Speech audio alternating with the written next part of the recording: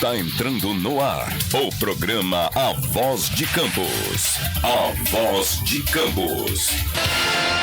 Direto dos estúdios da Rede Aurora de Comunicação para todo o Brasil e o mundo. Programa A Voz de Campos. Jornalismo, debates, entrevistas, utilidade pública e muito mais. O maior canal de atualização entre você e a informação. Faça sua reclamação, sugestão, opinião. Solicite as melhorias do seu bairro e da sua cidade.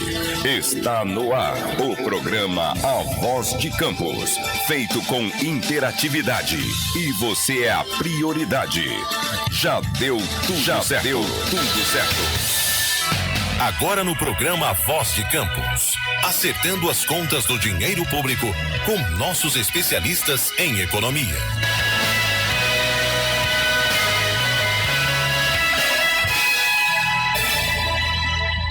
Bom dia, bom dia! Está entrando no ar o programa Acertando as Contas com Dinheiro Público.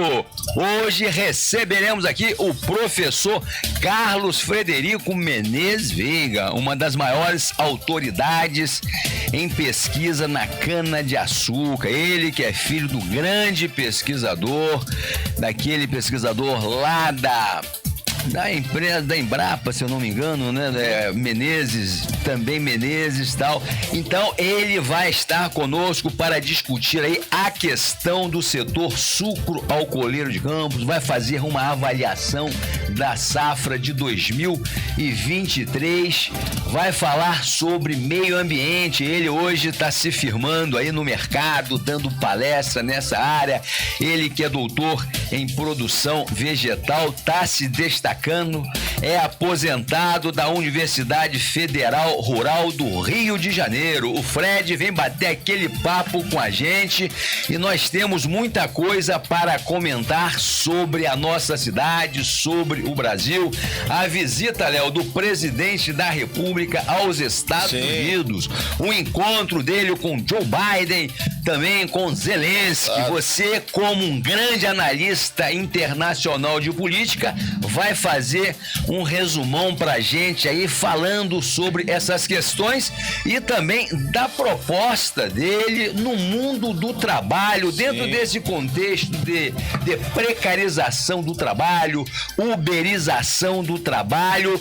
Estamos aí com a classe trabalhadora sendo aviltada pelos novos tempos, com essa mudança de relação contratual do trabalho. Então, o Lula, o Biden, eles discutiram essas questões e o Lula, pelo que a gente viu, foi muito bem recebido na Casa Branca pelas autoridades americanas. O Brasil, que era pária internacional, estava isolado no governo passado. Ele agora vem à tona aí com o mundo todo festejando a volta do player, desse grande jogador na geopolítica internacional, na geoeconomia, que é o Brasil, uma das potências mais respeitadas do mundo, que estava desmoralizada, que estava sem espaço nas mesas de negociação, no que tange a geopolítica internacional. Então, Léo vai fazer essa abordagem também. Vambora. E nós temos aqui notícias para nós comentarmos, para os nossos comentaristas, e também teremos ao longo do programa o Break News do nosso amigo Josiel e Derek. Temos lá a Cecília Fialks, né? Isso. Já tá com a gente aí, que bom, seja bem-vindo, Cecília, bom dia. E vamos às notícias, meu amigo Léo. O Globo, reunião antidemocrática. A Polícia Federal, Cid, Diniz, deixa Diniz em paz, pelo amor de Deus, ninguém quer saber. Ou é o Fernando Diniz que tá com a seleção. A Polícia Federal, Cid diz, olha só como é que a Cid diz que eu falei Diniz. Poxa, você tá ruim mesmo, hein, doutor? A Polícia Federal, Cid diz que discutiu golpe com Bolsonaro e militares. Ex-ajudante de ordens afirma em delação que ex-comandante da Marinha declarou apoio à tese golpista. Ex-presidente nega articulação contra as leis. O tenente-coronel do Exército, Mauro Cid, contou em depoimento à Polícia Federal que participou de uma reunião com o ex-presidente Jair Bolsonaro e militares após as eleições, na qual se debateu o texto de um eventual decreto presidencial que impedisse a troca de governo. Tá aí essa notícia aí que o Léo vai contar também desses atos golpistas. Nós temos aqui também, presidente do PT, Gleisi, propõe extinção da justiça eleitoral. E Moraes rebate. Que isso, complicado. Em vez de facilitar, o povo vai gerando fatos, né? A deputada defendeu o fim da justiça eleitoral porque ela inviabiliza os partidos e teria custos altos. Ela também virou neoliberal também, né? Ela tá preocupada agora com o economicismo, né? O custo, né? Para aí, Leila. Dá um tempo, vamos discutir essa questão aí. Não tô tirando a sua razão, mas eu acho que tem outras prioridades hoje no Brasil. Não atrapalha, né? Exatamente, não fica, pelo amor de Deus. A arrecadação de impostos tem terceira queda consecutiva. Redução preocupa especialistas e mercado porque ajuste fiscal proposto pelo Ministério da Fazenda depende justamente do aumento de receitas. Pois é, Léo, essas e outras notícias o meu amigo Léo vai comentar aí. Vou passar a bola para ele fazer o resumão e bater um papo até às 8h30, porque o nosso amigo Carlos Frederico Menezes Veiga já está chegando nos nossos estúdios. Léo, por gentileza.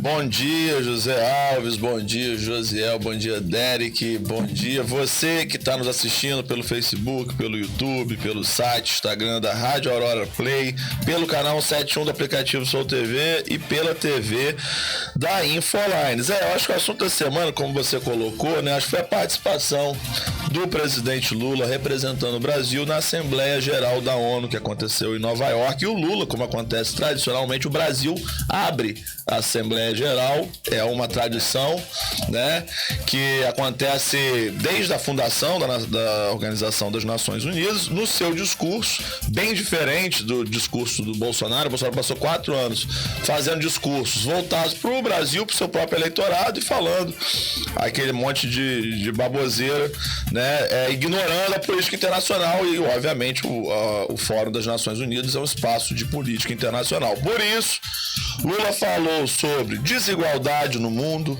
falou sobre a necessidade da reforma no Conselho de Segurança da ONU, que é uma pauta histórica da diplomacia brasileira, falou sobre os riscos da mudança climática, e a gente aqui no Brasil está vivendo uma semana com recorde de calor, a gente saiu de casa hoje, estava bastante quente, e esse aquecimento global é resultado da ação da espécie humana poluindo a natureza.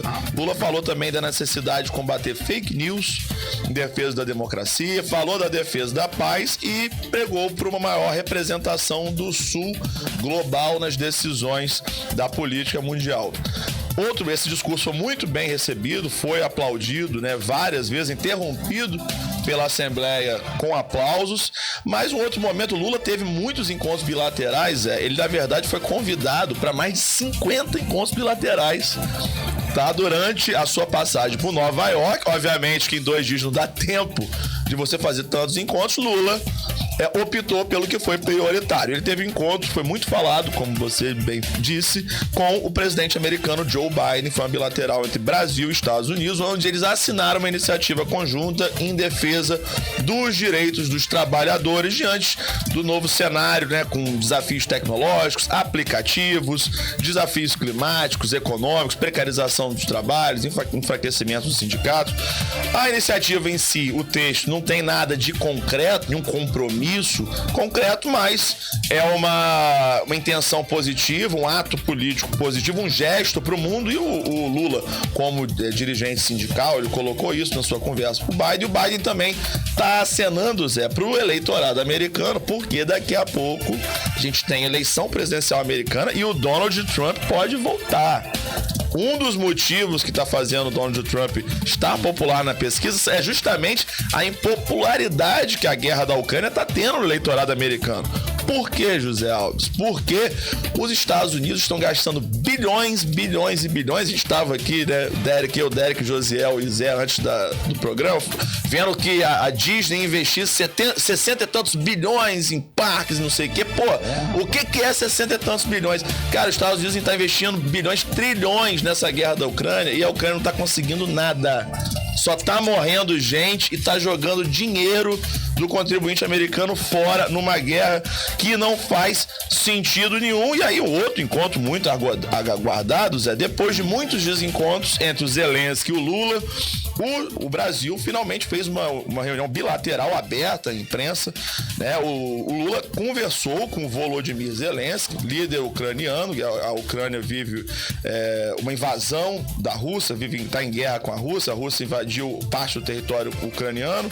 E aí o que o Lula defendeu, Zé? Ele disse o seguinte, gente, a guerra está vivendo um impasse, fazer uma negociação por paz é mais barato do que continuar essa guerra e faz mais sentido. O que eu concordo. Zelensky, após a reunião, disse que o encontro com o Lula, Zé, foi honesto e construtivo e disse que o Brasil continuará a fazer parte das negociações de paz com os russos. Opa. Ou seja, Lula saiu desse final de semana, mas desses dias em Nova York com uma grande liderança mundial, com protagonismo, muito elogiado, tem colocado o Brasil na posição de destaque do mundo, o Brasil que tinha perdido espaço.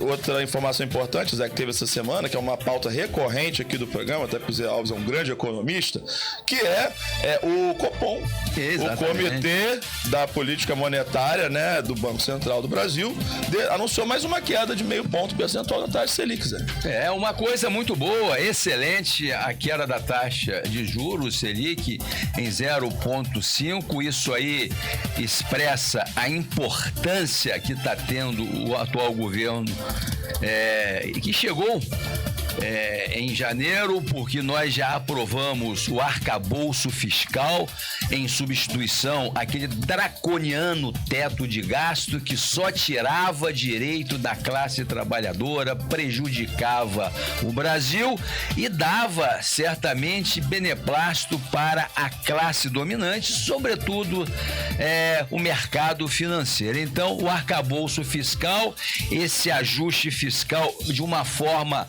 mais rarefeita, de uma forma mais sublime, deu confiança ao Brasil, porque duas agências americanas, uma inglesa e uma americana, Léo, ela avaliou o Brasil como um porto seguro para investimentos. Então, todas essas medidas, a estabilidade política, estão proporcionando ao Banco Central reduzir a taxa de juros, porque nós sabemos muito bem que os juros do país está intimamente ligado ao seu risco.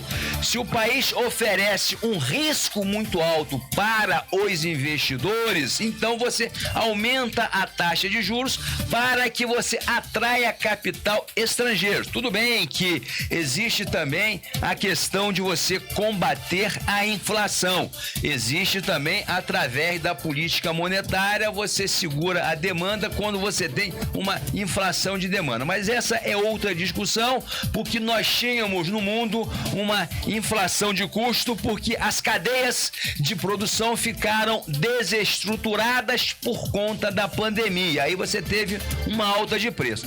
Então, essa medida do Banco Central, quais serão os efeitos dela, os efeitos benéficos dela? É você reduzir o déficit público, porque quando você aumenta a taxa de juros, você aumenta a despesa do governo com pagamento de juros.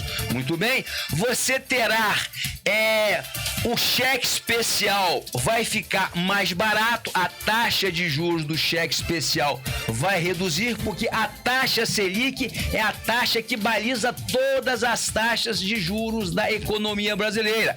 A taxa do cartão, a taxa de juros do cartão vai reduzir, a taxa de juros do crédito pessoal, do crédito de pessoa jurídica. Então, todas essas taxas reduzindo, nós teremos uma possibilidade de retomada do crescimento econômico da economia brasileira, Léo. E outra coisa, eu estava vendo aqui no jornal, Léo, as bolsas de valor, a bolsa de valor ontem caiu porque houve uma queda aqui no Brasil, porque o Banco Central americano, o Fed, aumentou a taxa de juros. Com isso, o que acontece? Aumentando a taxa de juros, porque a gente sabe que os Estados Unidos é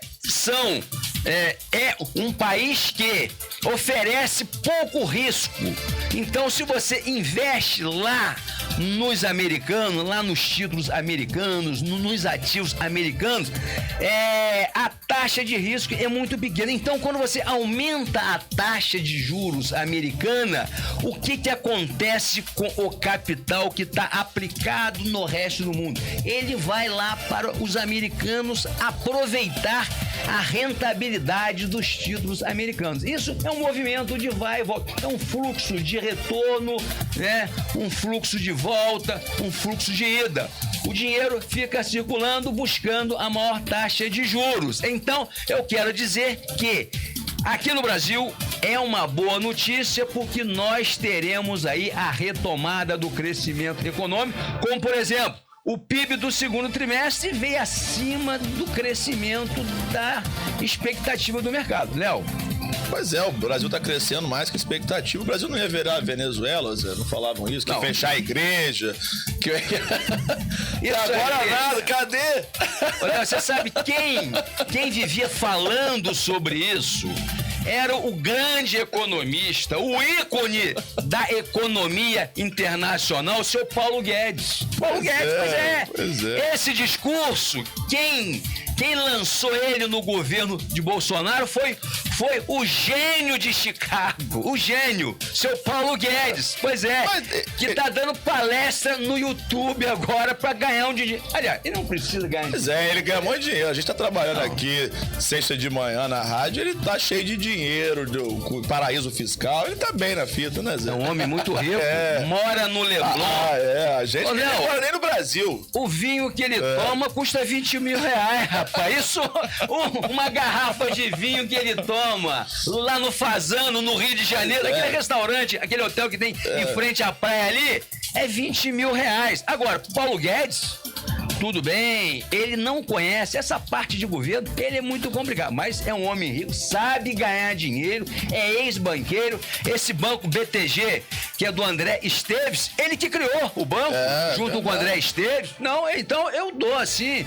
O G de Guedes, né? É o G de Guedes, BTG, é G de Guedes. Ele sabe ganhar dinheiro, isso aí, mas só que no governo não é para ganhar dinheiro, é para você fazer o bem comum, é para você investir em políticas públicas para tirar o sofrimento do povo. Ele não sabe fazer isso. Ele tira o sofrimento dele e da família dele. Ele não sabe o que é povo, ele não tem noção da realidade do povo. Não, né? É a visão monetarista dele, tá? A gente respeita. Agora, como homem de governo, homem de economia política, realmente ele deixa muito a desejar. Essa é a nossa opinião, mas ninguém é obrigado a concordar com a gente também. E aí, Zé, fazendo só uma conexão, a gente começou falando sobre a participação do Lula na Assembleia da ONU e da política externa brasileira que está retomando o protagonismo. O Lula está sendo colocado como um líder do sul global, dos países emergentes. Você falou aí, Zé, que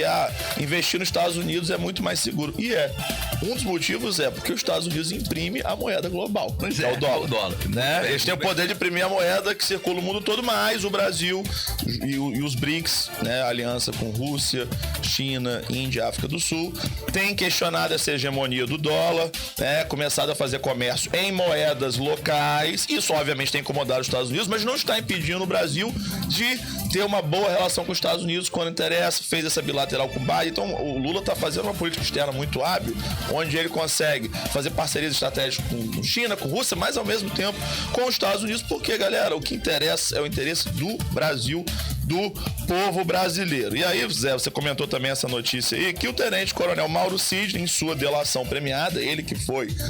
Vai entregar a rapadura, hein? Porque qual foi a grande questão? O Cid, ele era o ajudante de Jorge Bolsonaro, né? Então ele estava ali dentro da cúpula do poder, do lado do Bolsonaro em tudo, tá preso já há algum tempo. E aí, o Bolsonaro tem processo, tudo quanto é tipo, a gente não sabe por que ele vai ser preso, né? É rachadinha, é falsificação de vacina, é de roubo de joia, é um monte de esquema diferente. Aquele escândalo lá do Ministério tentativa de Saúde, da Saúde, onde a corrupção era um dó por vacina na época do Pazuello. Mas qual é a grande questão? Como o Cid estava do lado do Bolsonaro, ele era o Louro José do Bolsonaro, né? Tava ali na live, o papagaio dele. Como ele tava ali do lado do Bolsonaro em tudo, a gente não sabia, ele topou fazendo delação. Mas aí a questão é, delação sobre qual dos processos? E aí, o que tá vindo à tona agora? O que interessou para Alexandre de Moraes é a delação sobre o processo da tentativa de golpe. E ele falou o quê? Que Bolsonaro participou, ele pediu ao Exército para dar um golpe. Porque depois que ele perdeu a eleição. E aí, o que aconteceu? O Exército pulou fora, mas a Marinha, e aí tem o nome do almirante, e é preciso ser falado, Almir Garnier Santos. O Almir Garnier Santos, almirante da Marinha, queria dar um golpe de Estado. Topou entrar no golpe proposto pelo Bolsonaro. E aí, Zé, vamos falar sobre isso, mas o que me vem à mente que não dá pra esquecer? A gente tem muito erro até na esquerda de achar que dizer que as Forças Armadas tudo é a mesma coisa. Existem diferenças grandes ali. O Exército, tradicionalmente, foi uma instituição mais popular do que a Marinha. A Marinha, das Forças Armadas 3, é a mais elitista e sempre foi. Não podemos esquecer, por exemplo, da revolta da chibata, do almirante negro, do Cândido. Você lembra dessa história do Brasil, da Primeira República? Que até o início do século XX, marinheiros, eles eram punidos tomando chibatada. É mesmo? Dentro de navio. E aí um marinheiro negro se rebelou, pegou o navio, operou o navio, apontou os canhões do navio pro Rio de Janeiro. E falou, vocês vão parar, vou começar a respeitar a gente agora. Isso é uma ameaça da escravidão, cara. Caramba. Da escravidão dentro da Marinha. A Marinha é a Força Armada mais elitista que tem. Por isso, não é à toa que eles tentaram entrar nessa aventura golpista do Bolsonaro. E aí vamos ver, tem muita água pra rolar. O que mais vai sair dessa delação do Mauro Cid? Zé, outro fato importantíssimo que a gente não pode falar é o seguinte: o Supremo Tribunal Federal, o STF, derrubou essa semana a tal tese do marco temporal na demarcação das terras indígenas, né? Essa tese foi derrubada, um placar amplo, dilatado, foi por 9-2. O que significava essa tese, galera? Eles diziam o seguinte, que só poderiam ser demarcadas terras que fossem ocupadas por indígenas no dia da promulgação da Constituição de 1988. Então, assim, se naquele dia, em 88, os indígenas estivessem naquela terra, essa terra pode ser deles. Se hoje eles estão em outras terras, não pode ser demarcada. Qual é o problema dessa tese, Zé Alves? É o seguinte: como os indígenas, desde 1500, desde que os portugueses chegaram aqui nas praias do Brasil, eles estão fugindo dos portugueses que matam eles com tiro e com doenças, eles vão fugindo para outras terras, eles continuam fugindo dos garimpeiros, dos grileiros, dos fazendeiros, continuam matando eles. A gente viu no início do ano as cenas chocantes dos indígenas, os Yanomami, morrendo de desnutrição, de violência, de garimpo, de doença, lá no norte do Brasil, na região amazônica. Então, assim, os indígenas se deslocam territórios para sobreviver. Essa tese, ela é furada, é uma tese manipuladora utilizada por grileiros, por garimpeiros ilegais, traficantes, e graças a Deus o STF derrubou essa tese. E aí, aqui em Campos, o Zé Alves, no seu blog, né, ele informou a gente essa semana que, segundo dados do Ministério da Cidadania, o número de pessoas cadastradas no Cadastro Único do Governo Federal relativos ao município de Campos aumentou de janeiro de 2022 a julho de 2023, ou seja, a pobreza, Zé, continua aumentando em Campos do Goytacazes, enquanto o prefeito faz maquiagem, né? Pega asfalto bom, tira e bota asfalto bom, enquanto a situação do povo cada vez piora. E essa maquiagem quer vender uma ilusão pra população que tá tudo bem, que ele vai ganhar no segundo turno, no primeiro turno, que não vai ter... ele é o Ivo Pitangui, né, da política, que não vai ter nenhuma oposição a ele. Eu não acho que seja por aí, não. E falar de coisas boas, você que tá aí em Campos dos Goytacazes assistindo, a gente tem, Zé, a partir de amanhã, acho que é hoje, na sexta-feira, começa a 15ª 5ª edição do Festival Doces Palavras, que é um evento tradicional aqui em Campo Já, que promove lançamentos de livros de autores campistas, debates, shows de artistas campistas, apresentações de doces típicos de Campos, que é uma tradição muito importante da nossa cultura, e vai acontecer até domingo no Jardim do Liceu. Se você tá aí em Campos, dá uma passada lá para prestigiar a cultura local. Que beleza, meus parabéns. Léo, você não foi às ruas hoje? Vamos ler os comentários. Vambora. Eu quero mandar um abraço para o Alessandro Moté, grande aluno nosso da Universo. Alessandro Moté, tô gostando de ver as suas redes sociais, o seu Instagram. Quero dar os parabéns para a sua filha, que eu acho que ela se formou em Direito. É isso mesmo, amigo? Léo, as ruas, por gentileza, querido. Vambora, ó. Hoje a gente tem aqui a Lúcia Talabi, tá assistindo. Beijão, Lúcia. Cecília Fiô tá aqui também assistindo a gente desde cedo. Beijão, Cecília. Ela fala o seguinte: eu não lembro de outro discurso sendo aplaudido 7 vezes na ONU. O discurso dele foi impecável, isso é verdade. O Lula foi interrompido por aplausos da Assembleia Geral 7 vezes no discurso. E o outro dado, não sei se você viu isso, Zé. O Zelensky fez o discurso deles, a mídia internacional, ela editou, como muita gente saiu da Assembleia, muitos representantes, porque não queriam assistir o discurso do Zelensky, eles editaram para colocar um momento em que o outro momento da plateia, só que estava o próprio Zelensky. Então o Zelensky na edição ele aplaude ele mesmo. Você vê o desespero da mídia ocidental para legitimar essa guerra sem sentido e continuar matando centenas de milhares de pessoas na Ucrânia. Não tem sentido. Pois é. Aí o Cecília Fiô, Zelensky foi um dos poucos que não aplaudiu o discurso de Lula, verdade, mas depois a reunião com Lula foi bastante positiva. E Cecília Fiô fala também, ó, tem vários comentários da Cecília. Foi a primeira vez que um presidente brasileiro fez um discurso em defesa da população LGBTQIAP+, da Assembleia Geral da ONU. Dado importante também, é uma pauta muito importante, né, do direito das pessoas LGBT. Cecília Fiô, é uma piada a hipótese do Brasil dar calote na dívida pública. As agências de classificação de riscos deveriam dar o selo de bom pagador pro Brasil, né, Zé? Eu acho também. O Brasil, ele não tem... Nós pagamos a nossa dívida interna no governo passado, no governo Lula, ano passado não, no governo Lula e tal. Então tem que receber um selo de bom pagador, porque nós somos bons pagadores. Temos uma reserva cambial de mais de 350 bilhões de dólares, um colchão monetário fantástico, tá certo? E ainda fica ouvindo esse pessoal falar: o Brasil vai virar Argentina, vai virar Venezuela. Para aí, não caia nesse discurso maroto, pelo amor de Deus. Vamos pensar antes de falar. O Brasil nunca será Argentina, o Brasil nunca será Cuba, nunca será Venezuela. Isso é blá blá blá, isso é mimimi de viuvinha de Bolsonaro, porra, pelo amor de Deus. Alessandro Moté, é isso aí, minha filhota está fechando o 10º período em Direito. Pois é, né? Meus parabéns a ela. Não, mano, já que você falou disso, viuvinha de Bolsonaro. Esse negócio aí, negócio que o Zé... É dor de cotovelo, velho. Então, mas o que tá por trás disso que o Zé tá falando? A questão também, eu acho, Cecília, que o Brasil vai recuperar, tá recuperando já, começou a melhorar, as agências de classificações de risco estão melhorando a classificação do Brasil, mas um elemento que pegava, que era justamente a instabilidade política, porque Bolsonaro tentou dar um golpe, gente. A gente acabou de dar a notícia que o Mauro Cid disse que Bolsonaro pediu um golpe, que o Exército não topou, mas a Marinha queria, né? Se ele tivesse realmente dado um golpe, o Brasil ia sofrer sanção econômica, o Brasil ia ter um monte de problema econômico, e aí ele poderia se tornar um mau pagador mesmo. Então,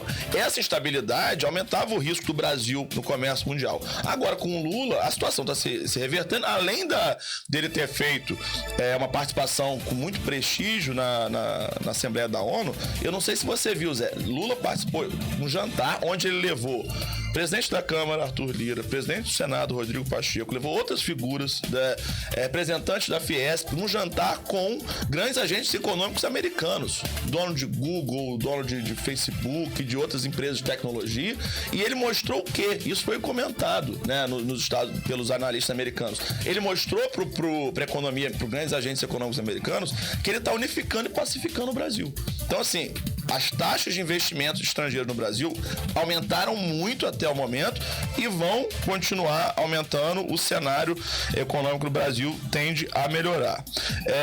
Só um ponto ali.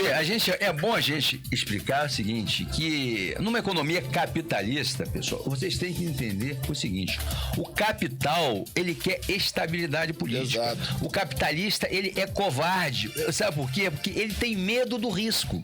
Então, em um regime de exceção, de ditadura, tudo é fechado, tudo é obscuro. Isso não interessa àquele que tem dinheiro. Ele quer estabilidade, ele quer clareza nas regras para que você possa investir. Então, toda essa fanfarra que foi feita, orquestrada a golpe, isso aí não tem sentido.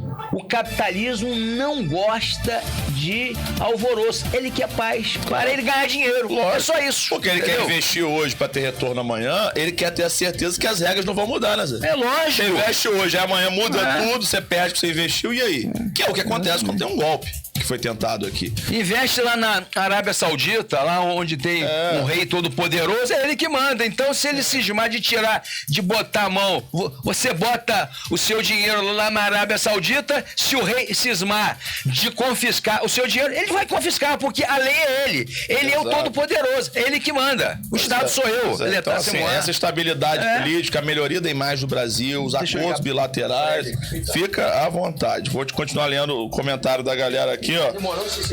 Cecília Fiô, durante o governo de Jair Bolsonaro e do ministro da Economia, Paulo Guedes, que foi de 2019 a 2022, o Brasil cresceu 1,5% ao ano.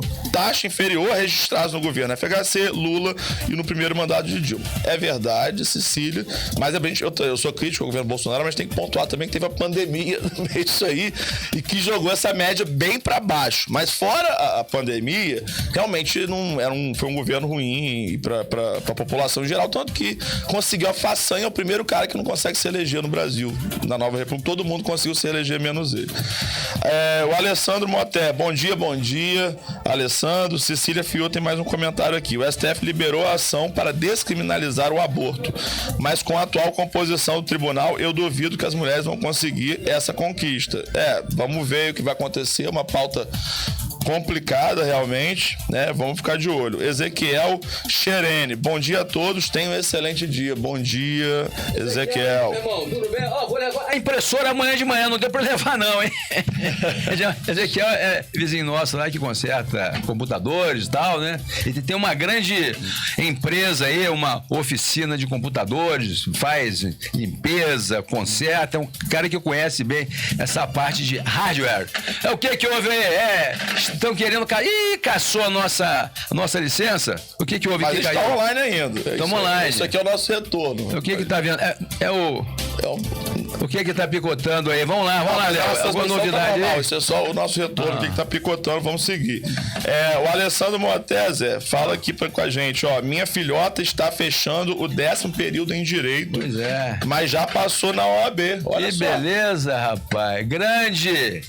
Ele faz direito lá com a gente na Universo, é um cara muito bom, entendeu? Ele tem o Zé Gomes também, tem o outro Ângelo, tem muita gente boa lá. Parabéns aí, Alessandro, parabéns, sua filha, não é brincadeira não, hein? Nem terminou faculdade, já passou na OAB, a prova da OAB é uma prova difícil. Parabéns pra você aí. Sem dúvida. Mais alguma notícia aí, Léo, pra gente debater aí? Congelou aí? O que houve? Não, vambora. Congelou, vambora. Mas, Léo, nós temos aí, tá congelando aí a imagem, o que tá vendo aí? Tá gerando esse problema aí. Agora melhorou aí. Melhorou ou piorou, pessoal? Tá chegando... Não.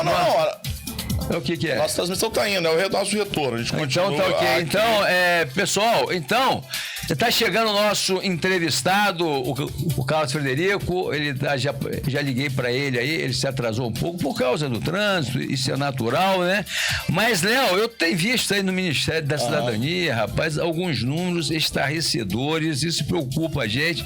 Esse cadastro único, não sei se isso aí é proposital, se os prefeitos cadastram esse pessoal todo para dar benefício Pessoal, chequinho, é cartão Goitacá, é Bolsa Família. Fazer uso eleitoral, gente. Fazer uso eleitoral, rapaz. Eu tô impressionado com os números. É uma coisa assim. Em Campos são 239 mil campistas aí.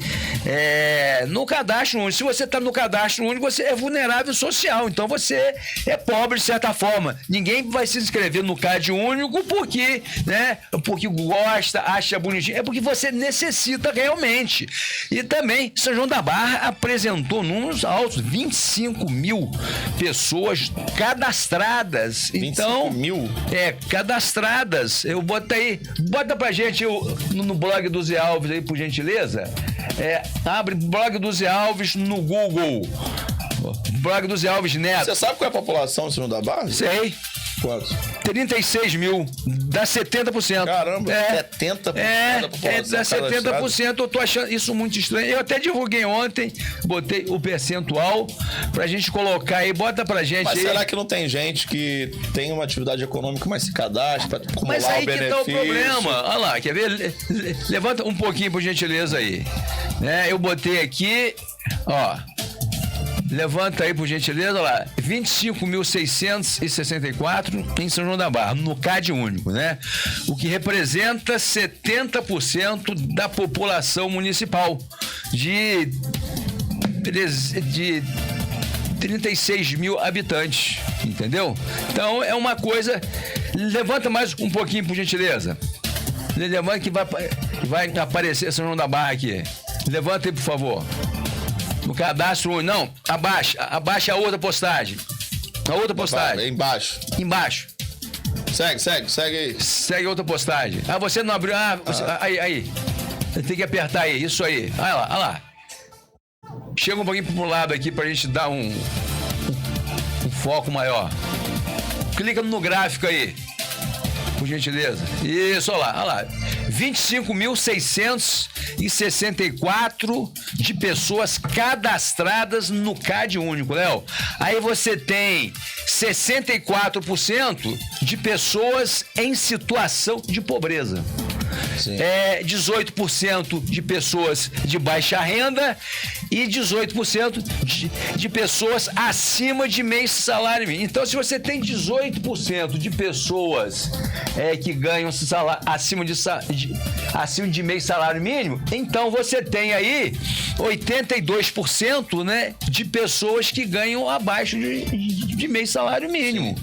É uma coisa, assim, preocupante. Não acha preocupante? Eu não sei. Eu acho muito preocupante. A gente está divulgando isso aí. Aliás, eu tô só reproduzindo o que está no site do Ministério da Cidadania. Vocês estão vendo aí o gráfico pizza que está demonstrando pra gente essa imoralidade, eu diria, esse assinte, essa coisa agressiva, porque eu não acredito que tenha 70% da população de São João da Barra nessa situação.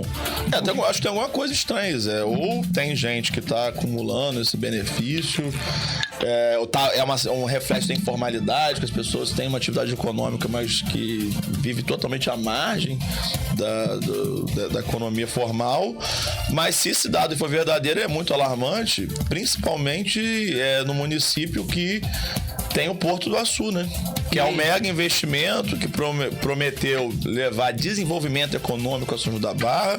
A gente lembra quando começou o projeto Porto do Açu, era uma perspectiva megalomaníaca de São João da Barra se tornar uma nova sei lá o quê.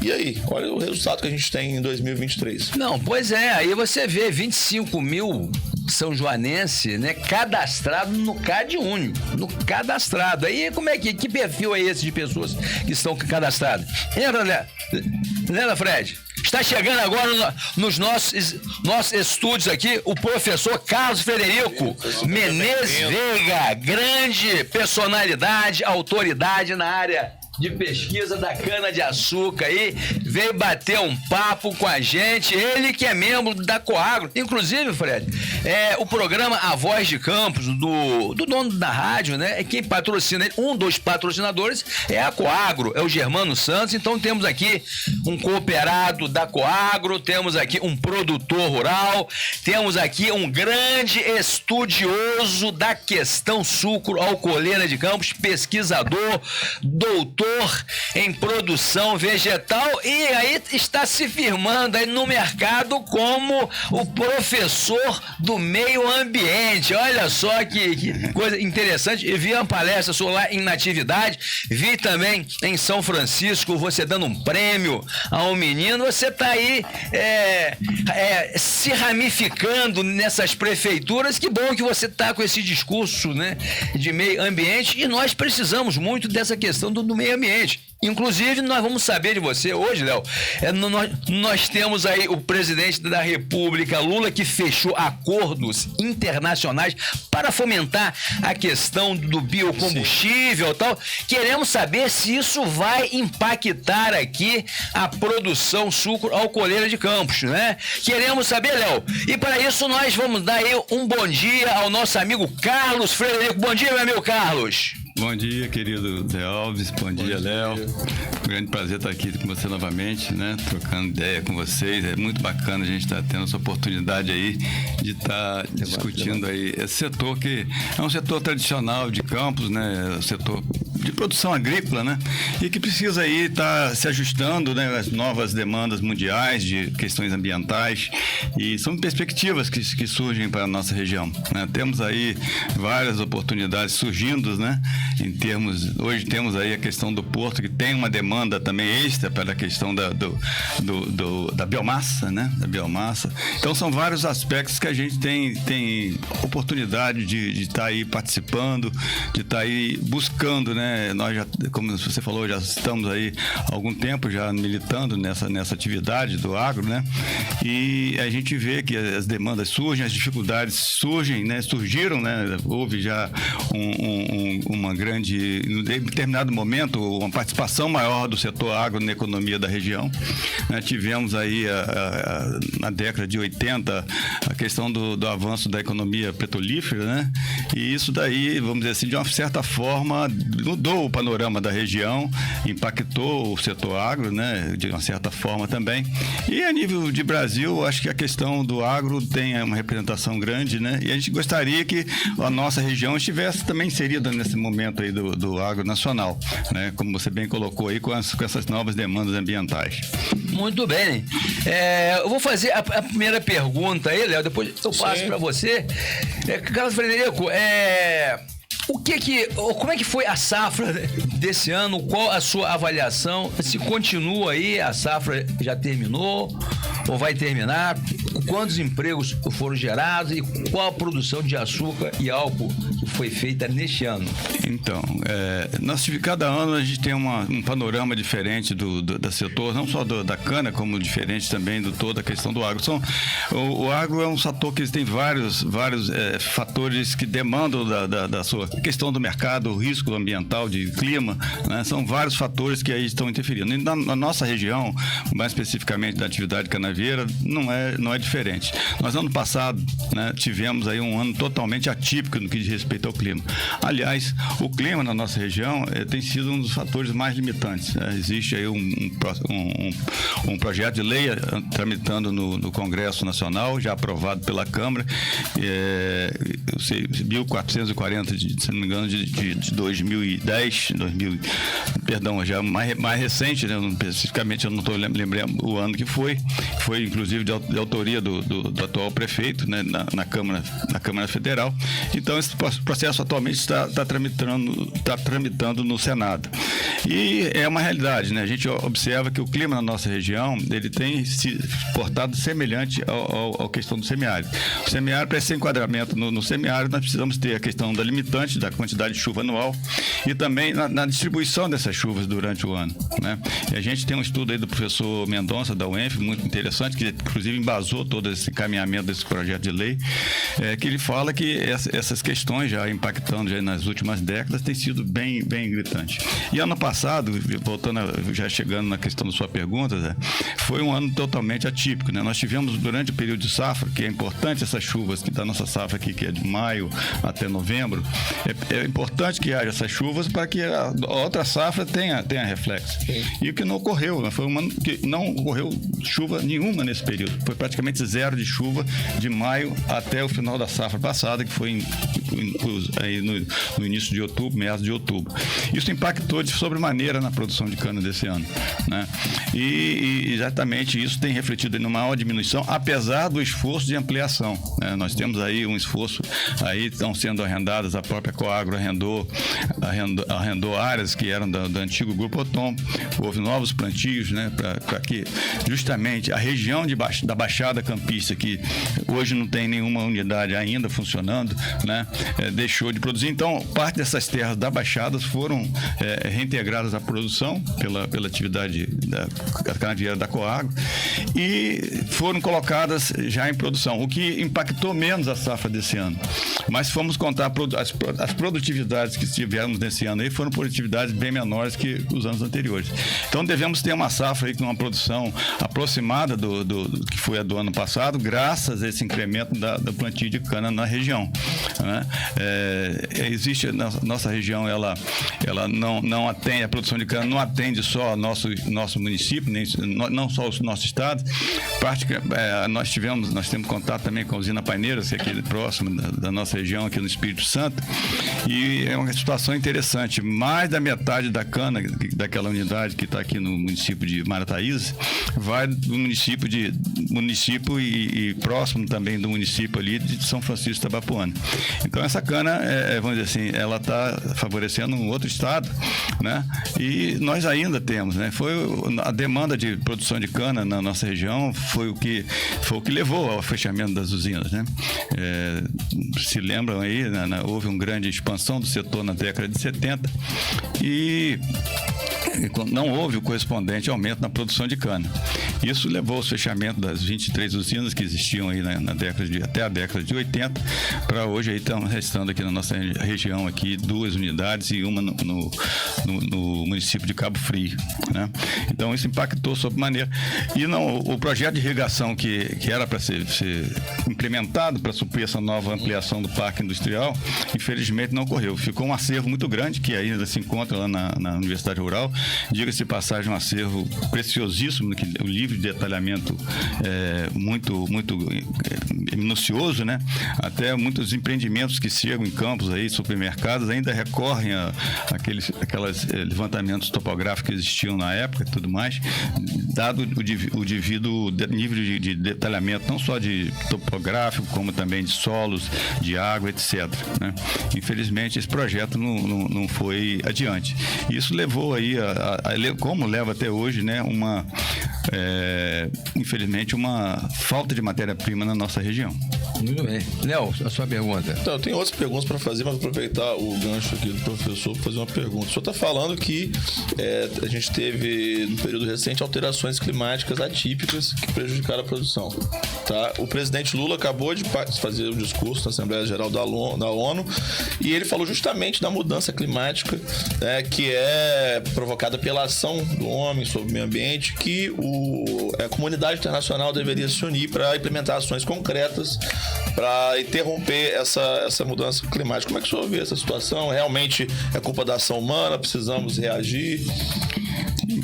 Eu diria que realmente aí nós temos que colocar agora, vamos dizer assim, a ação do homem, né, que por muitos anos usou dos recursos naturais, né, para realmente nós temos aí uma sustentabilidade, mas em toda atividade, não só no agro, em toda atividade produtiva, né, em toda atividade de respeito aí às cadeias produtivas, questão da produção de alimento, indústria, serviços também, né. Então, Ok, obrigado. Okay. Tá bom o áudio dele. Obrigado. E então a gente vê que essas demandas hoje são crescentes, né? E aí o agro também precisaria se ajustar, e não só se ajustar, né? Nós hoje estamos vendo aí a questão do hidrogênio verde, né? E a gente tem discutido isso, nós vamos fazer inclusive um encontro aqui em Campos com diversos aspectos que vão ser debatidos. Hoje a questão já existe a tecnologia de uma empresa automobilística que, a partir do hidrogênio verde, ser a fonte de eletricidade do futuro carro elétrico. Então, em substituições à bateria, teríamos células de combustíveis, né? Onde esse hidrogênio sairia a partir do etanol. Isso é a área dele, ele está aprofundado na área, né? Então, a gente realmente vê, hoje, por exemplo, nós estamos também interagindo, fazendo parte lá do Conselho do Porto do Açu, e estamos discutindo aí a produção de biomassa na região, para como que a maioria das empresas que estão atuando aqui na região, não só no Porto do Açu, como também na região de Macaé, são empresas do ramo de petróleo que estão com essa preocupação, que é uma preocupação totalmente pertinente com as questões ambientais, buscando energias alternativas. Então, deixa eu perguntar, vocês moeram quantas toneladas esse ano, na safra desse ano? Você vai moer, no caso? Não terminou ainda, né? Vamos lá. De cana. Ano passado nós tivemos aí próximo de 1.700.000. Como eu havia falado, né? Esse ano a expectativa é que seja próximo a isso. Apesar das produtividades terem caído aí da ordem de 20% a 30%, com o incremento da produção nós esperamos ter na região em torno disso, né? Sendo que boa parte, como eu falei, cerca dessa produção, aí algo em torno de 300.000 toneladas estão indo lá para o Espírito Santo. Isso é complicado, né? Dá para Paineiras? Exatamente. Então, que poderia estar se ajustando aqui. A gente torce aí para que as unidades aqui estejam atingindo esse ponto de equilíbrio na questão da matéria-prima, né? Existe aí essa demanda já poderia ter sido alcançada, né? Caso não fossem as intempéries, para termos mais uma unidade aqui também na Baixada, a usina Paraíso, né? Tá integrada nesse processo, porque o que acontece na nossa região, ontem a gente estava numa discussão, inclusive, para um grupo lá do Sebrae, a questão do desafio do setor agro, e a gente vê que, por exemplo, diferentemente de outras regiões, a produção agrícola aqui, ela tem uma particularidade no que diz respeito à distribuição fundiária. A média viemos levantando esses dados essa semana, inclusive buscando aí uma atualização, a média de terras da região aqui de Campos, né, que é uma das maiores da região, são 6 alqueires por menos de 6 alqueires, 29 hectares por produtor. Então, quando você pensa em uma cultura vamos dizer assim, extensiva, como é o caso da cana-de-açúcar, né, é um desafio muito grande para chegar à tecnologia aos produtores, né? Isso é um desafio que a gente trabalhou durante a vida inteira aí, em pesquisas e tudo mais, e a gente discutia agora, também ontem, né, a gente gostaria até que essas pesquisas que estão já disponíveis na rede de academia, nas instituições de ensino que tem em Campos, né, vai ter agora também essa questão do REC Sul, que vai ser pessoas, estudantes do Brasil inteiro discutindo, inclusive desafio para o agro, né, buscando essas alternativas de forma a chegar ao produtor, né, para que tenha também um nível de competitividade maior e assim alcançando produtividades semelhantes a de outras regiões, né, porque é importante demais para a sustentabilidade do setor que a gente alcance essas produtividades. Um esforço muito grande, né, devido ao grande número de produtores, né, que existem na região, não só com cana, né, a gente vê aí que hoje o número de propriedades também com atividade pecuária é maior que a atividade agrícola, né? Então, questão justamente da queda da participação da cana e de outras atividades aqui, que cresceu a questão da pecuária, uma pecuária de uma certa forma até extensiva, né? E a gente até, enquanto estivemos lá na Universidade Rural, a gente teve essa preocupação de buscar também que essa questão da tecnologia também chegue à questão da pecuária, né? Porque para se tornar as questões da sustentabilidade das áreas, não degradação de áreas e tudo mais, essa questão aí está linkada com a questão toda, essa preocupação é constante, tem que ser uma permanente gente busca essa sustentabilidade junto ao meio rural. Sua pergunta vai... Então, a gente teve, recentemente também, no encontro do G20, o Brasil, o presidente Lula assinou um acordo, o Brasil fez um pacto, né, um acordo em defesa de biocombustíveis, busca de alternativas dos combustíveis fósseis, pelo impacto que os combustíveis fósseis têm no meio ambiente, também porque são um recurso limitado, né, e é um acordo importante que envolve Estados Unidos, Índia e outros países relevantes. Como é que o senhor vê esse acordo? Pode beneficiar aqui a região? Exato. A gente vai até, como eu falei, nesse encontro que nós vamos ter dia 25 e 26 de outubro, lá na Universidade Rural, nós estamos trazendo aí especialistas, não só na questão de coisas, também na questão da busca da biomassa, da captação de carbono, né, crédito de carbono, isso tudo entregando, e também a questão dos combustíveis, né? Vamos estar discutindo essa questão do hidrogênio verde. É uma preocupação do setor, é uma perspectiva do setor que isso vem agregar valor.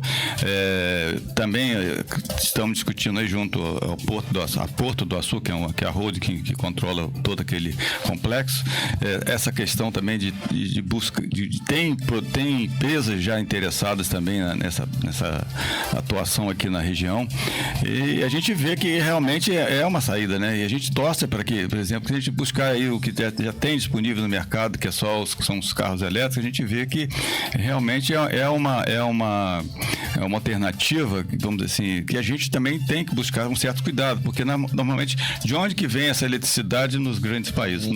Nosso país tem aí, graças à nossa natureza, né, temos aí uma grande participação de energias renováveis, hidrelétricas, de eólicas, solar aumentando, né?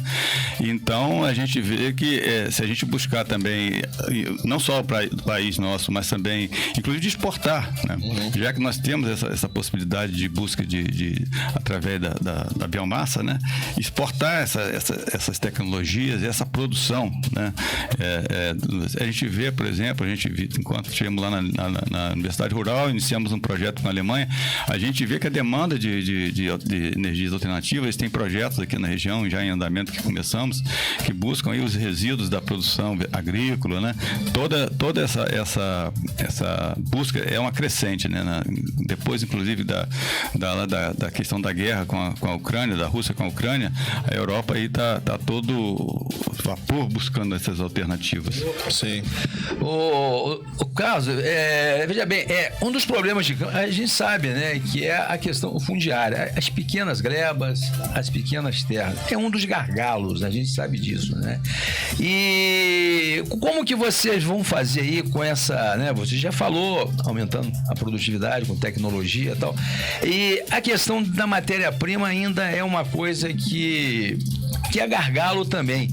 Vocês conseguiram abrir a usina Paraíso, porque com pouca matéria-prima, a gente sabe que a Coagro, ela já opera com baixa, com ociosidade econômica, a cana brava, porque tem a cana de São Francisco, como você bem colocou, uma parte encaminhada para a usina Paineiras, lá em Marataízes, no Espírito Santo, e como que dada essa redução, eu acho que escassez seria demais de matéria-prima, né? É um termo pesado. Mas com essa pouca matéria-prima, como que se daria a abertura de mais uma usina na nossa região? Como que você vê isso aí? Já abriu a usina Paraíso? Então, na nossa região, são dados até levantados aí pelo Ministério da Agricultura desde a década de 50. Nossa região é a região que sempre teve uma grande participação de produtores, né? Diferentemente de outras regiões, São Paulo já começou com grandes áreas. Hoje, o maior polo de produção de cana-de-açúcar, que é lá a questão do Centro-Oeste, aquele norte, região ali juntando o Cerrado de Minas, já com o Centro-Oeste. O agronegócio, né? Exato. Então, lá o que acontece? Lá são são grandes empresas que compraram grandes áreas e arrendaram áreas também. Então tem o domínio da produção. Então, como eu falava, a questão da nossa região, tradicionalmente, sempre teve, de todas as regiões canavieiras do país, sempre foi a que teve maior participação da matéria-prima advinda dos produtores rurais, não da indústria. É verdade. Né? Não da indústria.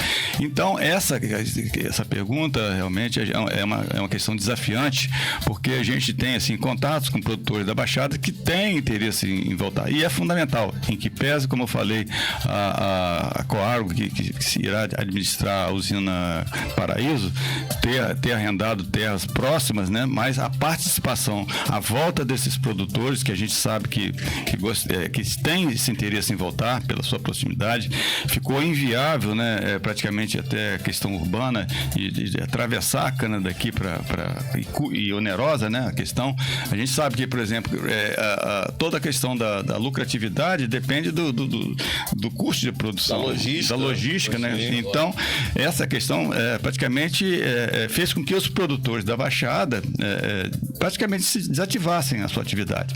Então, a gente tem conversado, inclusive, né, lá com os colegas lá da Coagro, esse resgate, né, que é fundamental.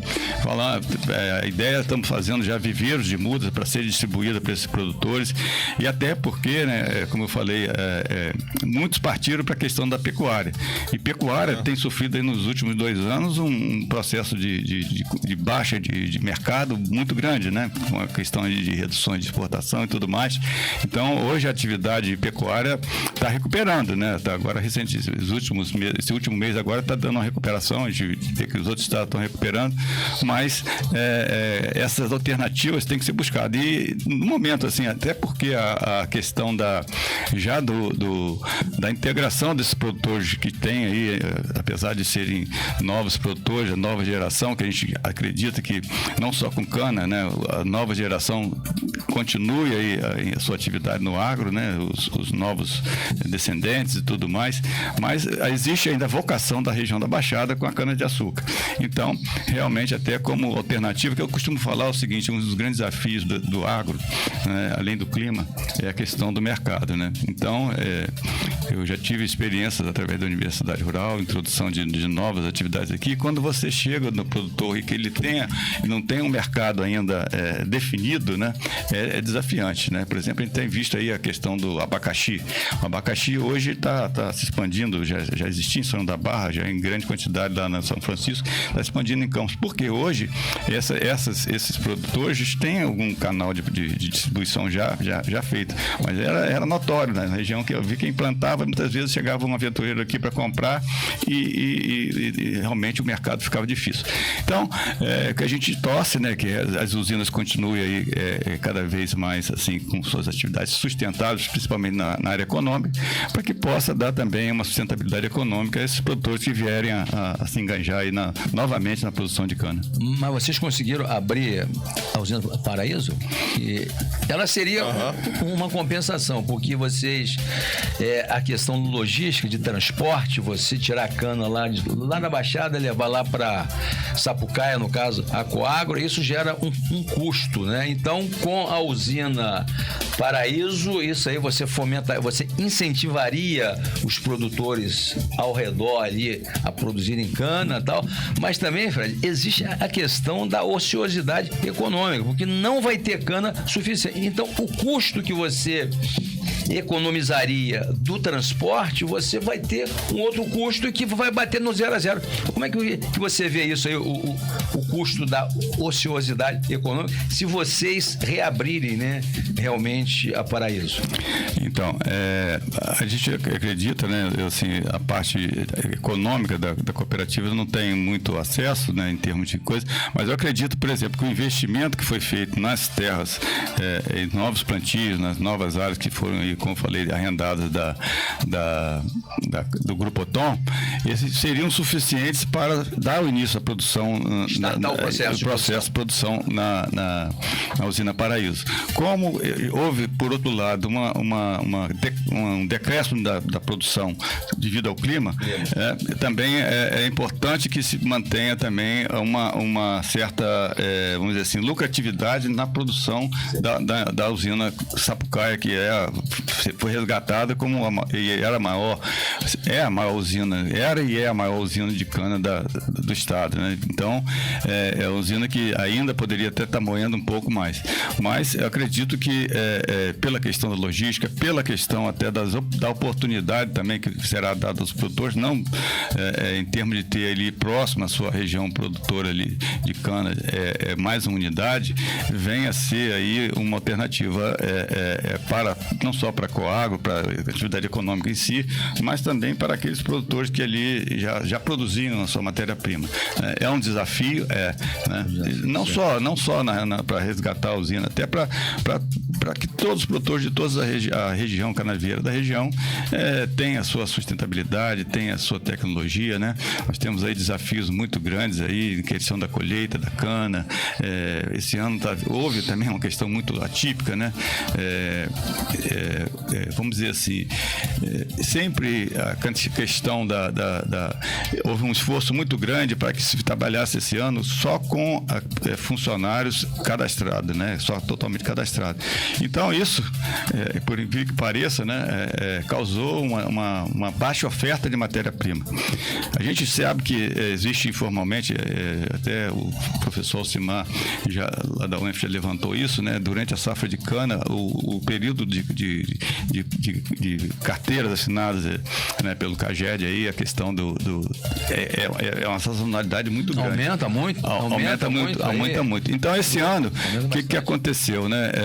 Apesar disso, né, houve uma dificuldade na contratação. E a gente acredita, né, porque a questão da informalidade, que é uma questão que existe na região, muitos trabalhadores que ainda tinham lá o seu seguro-desemprego, mas algum benefício, não se interessaram em se contratar. Então, esse ano, a safra, inclusive, está um pouco atrasada esse ano, difícil a dificuldade de contratação. Esse foi um esforço muito grande, a própria usina controlou para que não houvesse colocou várias pessoas no campo, verificando que as empresas, os empreiteiros que estivessem trabalhando totalmente com os critérios trabalhistas em dia, atendendo a questão coisa. E essa exigência levou uma menor oferta de matéria-prima. E realmente a safra esse ano está um pouco atrasada até em função dessa e é preocupante, né? É preocupante porque a gente sabe que existe essa necessidade de ter aí a mão de obra, existe necessidade do emprego, mas a gente sabe que tem situações, né, até de alternativas de colheita também, colheita mecânica, que podem e devem, também agregada à questão ambiental, vir aí ser agregada ao processo total. Aí vai outro desafio, né? Por exemplo, toda essa indústria de produção de máquinas agrícolas está voltada aí basicamente para a grande produção, né? São máquinas que muitas vezes são importadas de outros países, adaptadas aqui no Brasil, que visam a grande área. Então, é uma busca, inclusive, do setor, né? Nós, inclusive, iniciamos a pesquisa também até com a Universidade da Alemanha também, para uma pequena colhedora para a região, para que viesse aí atender de forma também adequada, né? Porque essas disponíveis são para grandes áreas, como eu falei, aqui são pequenas propriedades. Né? Então, essas máquinas aqui não têm uma viabilidade econômica, elas dependem de produção aí de mais de 1.000 toneladas por dia, algumas até 1.000 toneladas em outras regiões, e aqui não consegue por causa da questão do tamanho das propriedades. Não, a pergunta, nosso amigo Carlos Frederico Menezes veio. Essa é uma dúvida de leigo mesmo, está aqui aprender, e é bom ser leigo porque o público também né? O que diz as ruas? Mas assim, só uma pergunta antes da gente ler os comentários. O senhor está falando que as propriedades em geral são menor proporção, então isso é um desafio para a questão da cana que exige uma escala maior, né? E aí, já que tem essa estrutura fundiária mais dividida, não seria o caso da gente ter uma estratégia para outras culturas, talvez investir em agricultura familiar, algo para o mercado do consumidor local? Seria uma possibilidade? Existe, já foi um projeto desenvolvido aqui na época pelo Plano Açúcar, um projeto chamado Cana Alimento. Inclusive tinha até um refrão que falava Cana Alimento dá bom casamento. Então nós estamos trazendo agora, inclusive nesse evento agora, um colega especialista lá em São Paulo, que vem falar dessa questão da possibilidade de produção de alimentos, né? O que acontece? É desafiante, né? Essa questão da pequena propriedade. Mas a gente acredita que possa haver na questão também da produção de cana uma produção ou em consórcio, que é plantado junto, ou em rotação, como já é uma proposta que está havendo na região, com algumas alternativas aqui, como no caso aí a própria soja, né? Que essa rotação, isso vem agregar até, vamos dizer assim, uma viabilidade de renda extra para o produtor, né? Essa rotação de culturas, que viabilizariam também a questão da pequena propriedade, na medida que se agrega valor a essa produção, né? Você plantar em forma conjunta ou em rotação, né? A cada período que você for renovar o canavial, você está plantando outras culturas, né? Que tipo de cultura, por exemplo? Olha, existem várias possibilidades. Existe a possibilidade da abóbora, do feijão, do milho, né? Então, toda essa questão aí, o feijão em consórcio, principalmente em consórcio, isso tudo está sendo resgatado, né? Essa questão, até convidando esse colega de São Paulo que vai participar com a gente aqui, e ele falava dessa questão, que são questões que a gente já discutiu aqui na região, em outras épocas, né? Em épocas anteriores, e aí precisamos repensar. Então, o que acontece, né? Hoje é um setor que está se reorganizando, né? O setor está se reorganizando e a gente está tentando ver essas alternativas aí que possam realmente dar aí uma sustentabilidade, né? Que dê uma segurança não só para as empresas, como também para os produtores que estão engajados nesse processo. Só um minutinho. É porque a gente sabe que mercado, me parece, que é garantido, porque essa questão está muito latente no mundo hoje, né? O biocombustível, o meio ambiente, e o álcool é o combustível do futuro. Então, basta produzir o álcool que você tem demanda. É isso mesmo, Fred? Ou não? Ou eu estou equivocado? O que acontece, né? É uma perspectiva boa, eu acho, não sei. Até porque os combustíveis fósseis vão acabar vão acabar e a vantagem do álcool, da cana, é que ela é renovável, ela é ad eterna. O petróleo, ele acaba, né? Sim. A cana jamais. Então, é uma cultura do futuro, né? O que a gente observa, inclusive, que acontece em outros países, né? Então, toda essa questão ambiental que está sendo cobrada do Brasil, né, que é importante o nosso país, tem a condição de também dar essa sustentabilidade ambiental ao resto do mundo, né?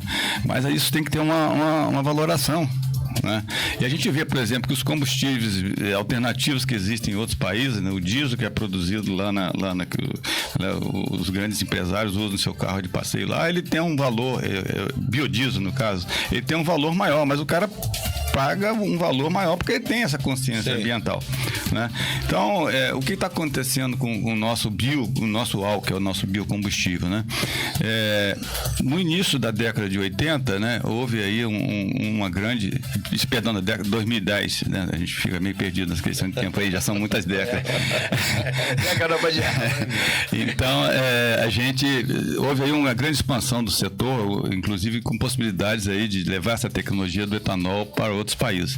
Naquele período, grandes investimentos até de outros países, né? Grupos franceses vieram investir no álcool no país, o grupo da Inglaterra que investiram aqui no Espírito Santo. Carro álcool, né?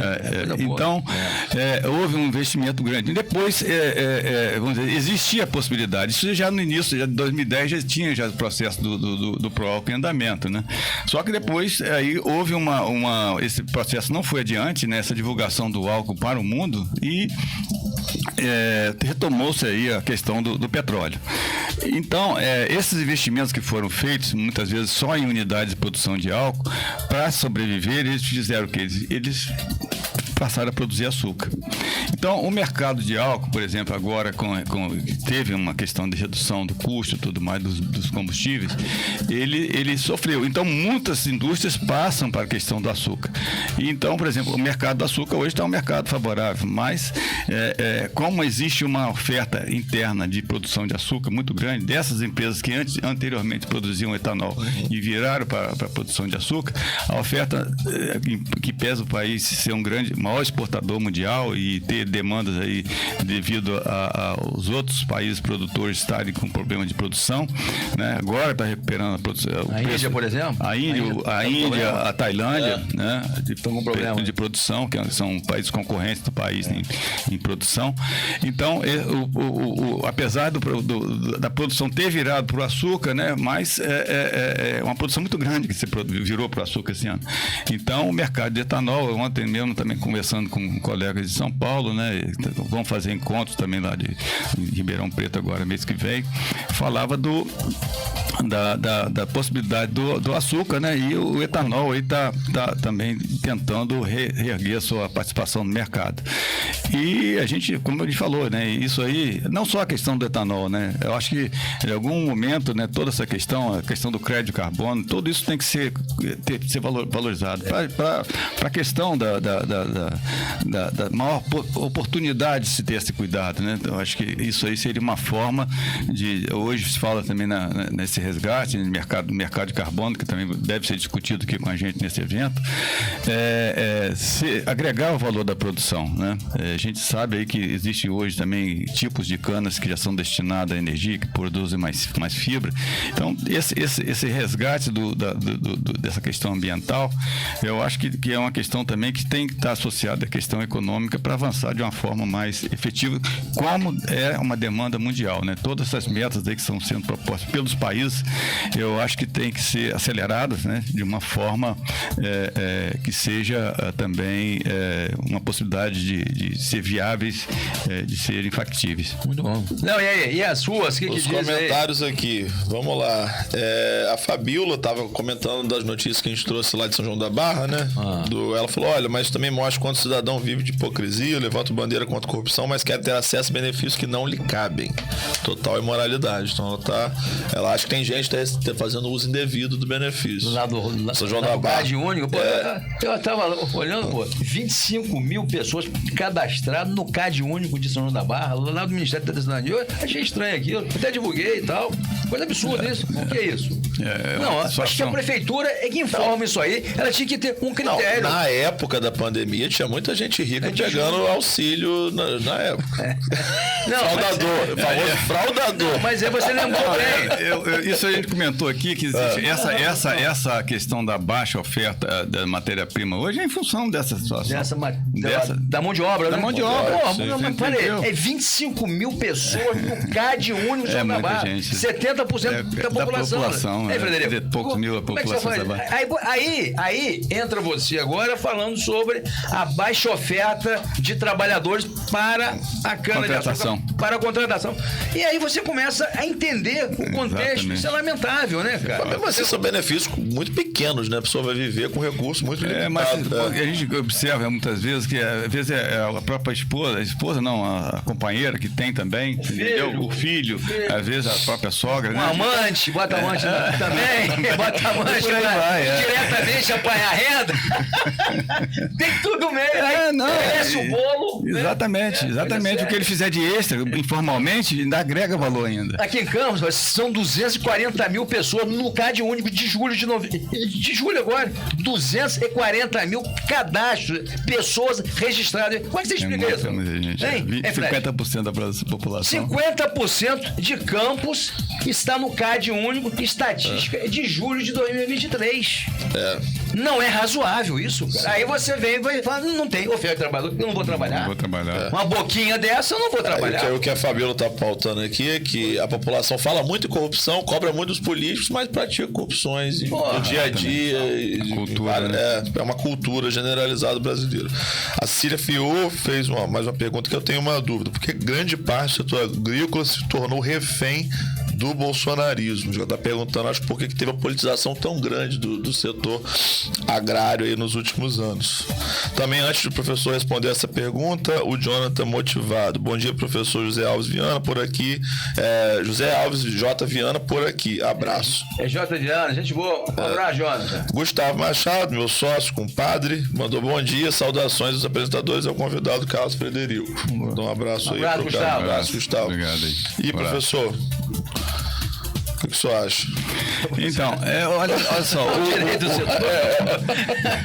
o agro, como a gente colocou, a nível do Brasil principalmente, é uma realidade, né? Então não tem como a gente partidarizar essa questão do agro, né? É importante, eu acho que qualquer governante que tiver aí assim, uma boa intenção com o agro, independente de qualquer partido, qualquer posicionamento político, né? É uma realidade que vai estar atingindo aí a economia do país, está buscando a economia do país, atingindo milhares de produtores, né? A gente fala aqui na nossa região, a quantidade de produtores que estão envolvidos com a atividade.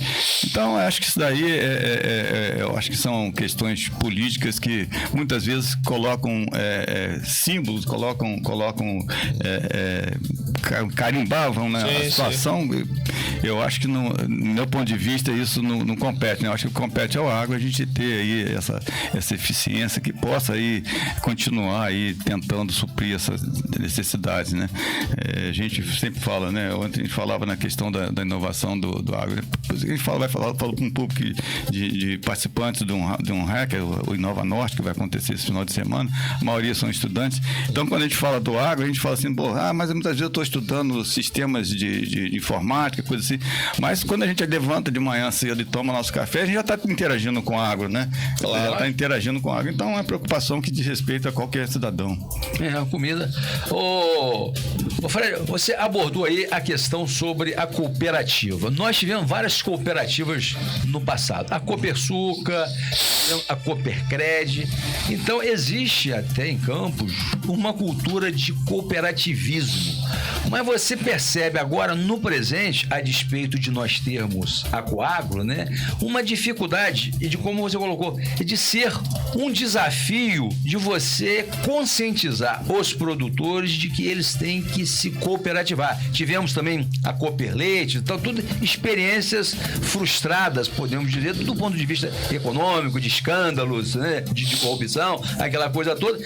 Como que vocês vão fazer para conscientizar o produtor rural sobre a importância que é o cooperativismo? Que eu acho que é a saída. Eu, particularmente, acho que é por aí. Mas como é que vocês vão fazer, velho? Então, esses exemplos que você colocou, realmente... Passado. Exatamente. Bons e ruins, né? Eu acredito, assim, a questão cultural, a gente acredita que possa ser superada, né? Então, a gente conversa aí com não só a nível de cana-de-açúcar, como também a necessidade de outras situações. Em São João da Barra também a gente vê que tem algumas pequenas atividades econômicas que tentam se associar. A gente até indicou lá a nossa Universidade Rural para ajudar lá alguma comunidade lá através de uma parceria com a Porto do Açu, uma empresa da Porto do Açu, para poder justamente ajudar esses produtores a se associarem, né? A gente sabe que qualquer política pública que venha, é difícil de contemplar de forma isolada uma atividade, né? Então, ela tenta aí ser direcionada para um grupo de produtores para facilitar, né? A gente vê aí a questão das possibilidades que existem em alguns projetos que são direcionados. Ontem a gente via, por exemplo, um grande projeto aí do Ministério do Meio Ambiente, a questão ambiental, que a gente conversava com alguns parceiros, que visam atender, não assim, produtores isolados, visam até de forma conjunta, até municípios, né? Então, a associação é fundamental. A gente acha que, assim, é o caminho, né, para a nossa região. A gente fala da questão da coisa, e quanto mais a gente puder justamente fomentar essa questão dessa cultura associativismo, do qual o cooperativismo é uma forma, né, seria a saída para a nossa região, não só no agro, da cana-de-açúcar, como da pecuária. Por exemplo, essa comunidade que a gente falou, é uma comunidade que está lá no município de São João da Barra com produção de ovos, né? Então, eles têm lá um grupo que produz e tem essa dificuldade de comercializar. Na medida que se organizem, nós temos também um grande desafio na nossa região, que é a questão da regularização fundiária, né?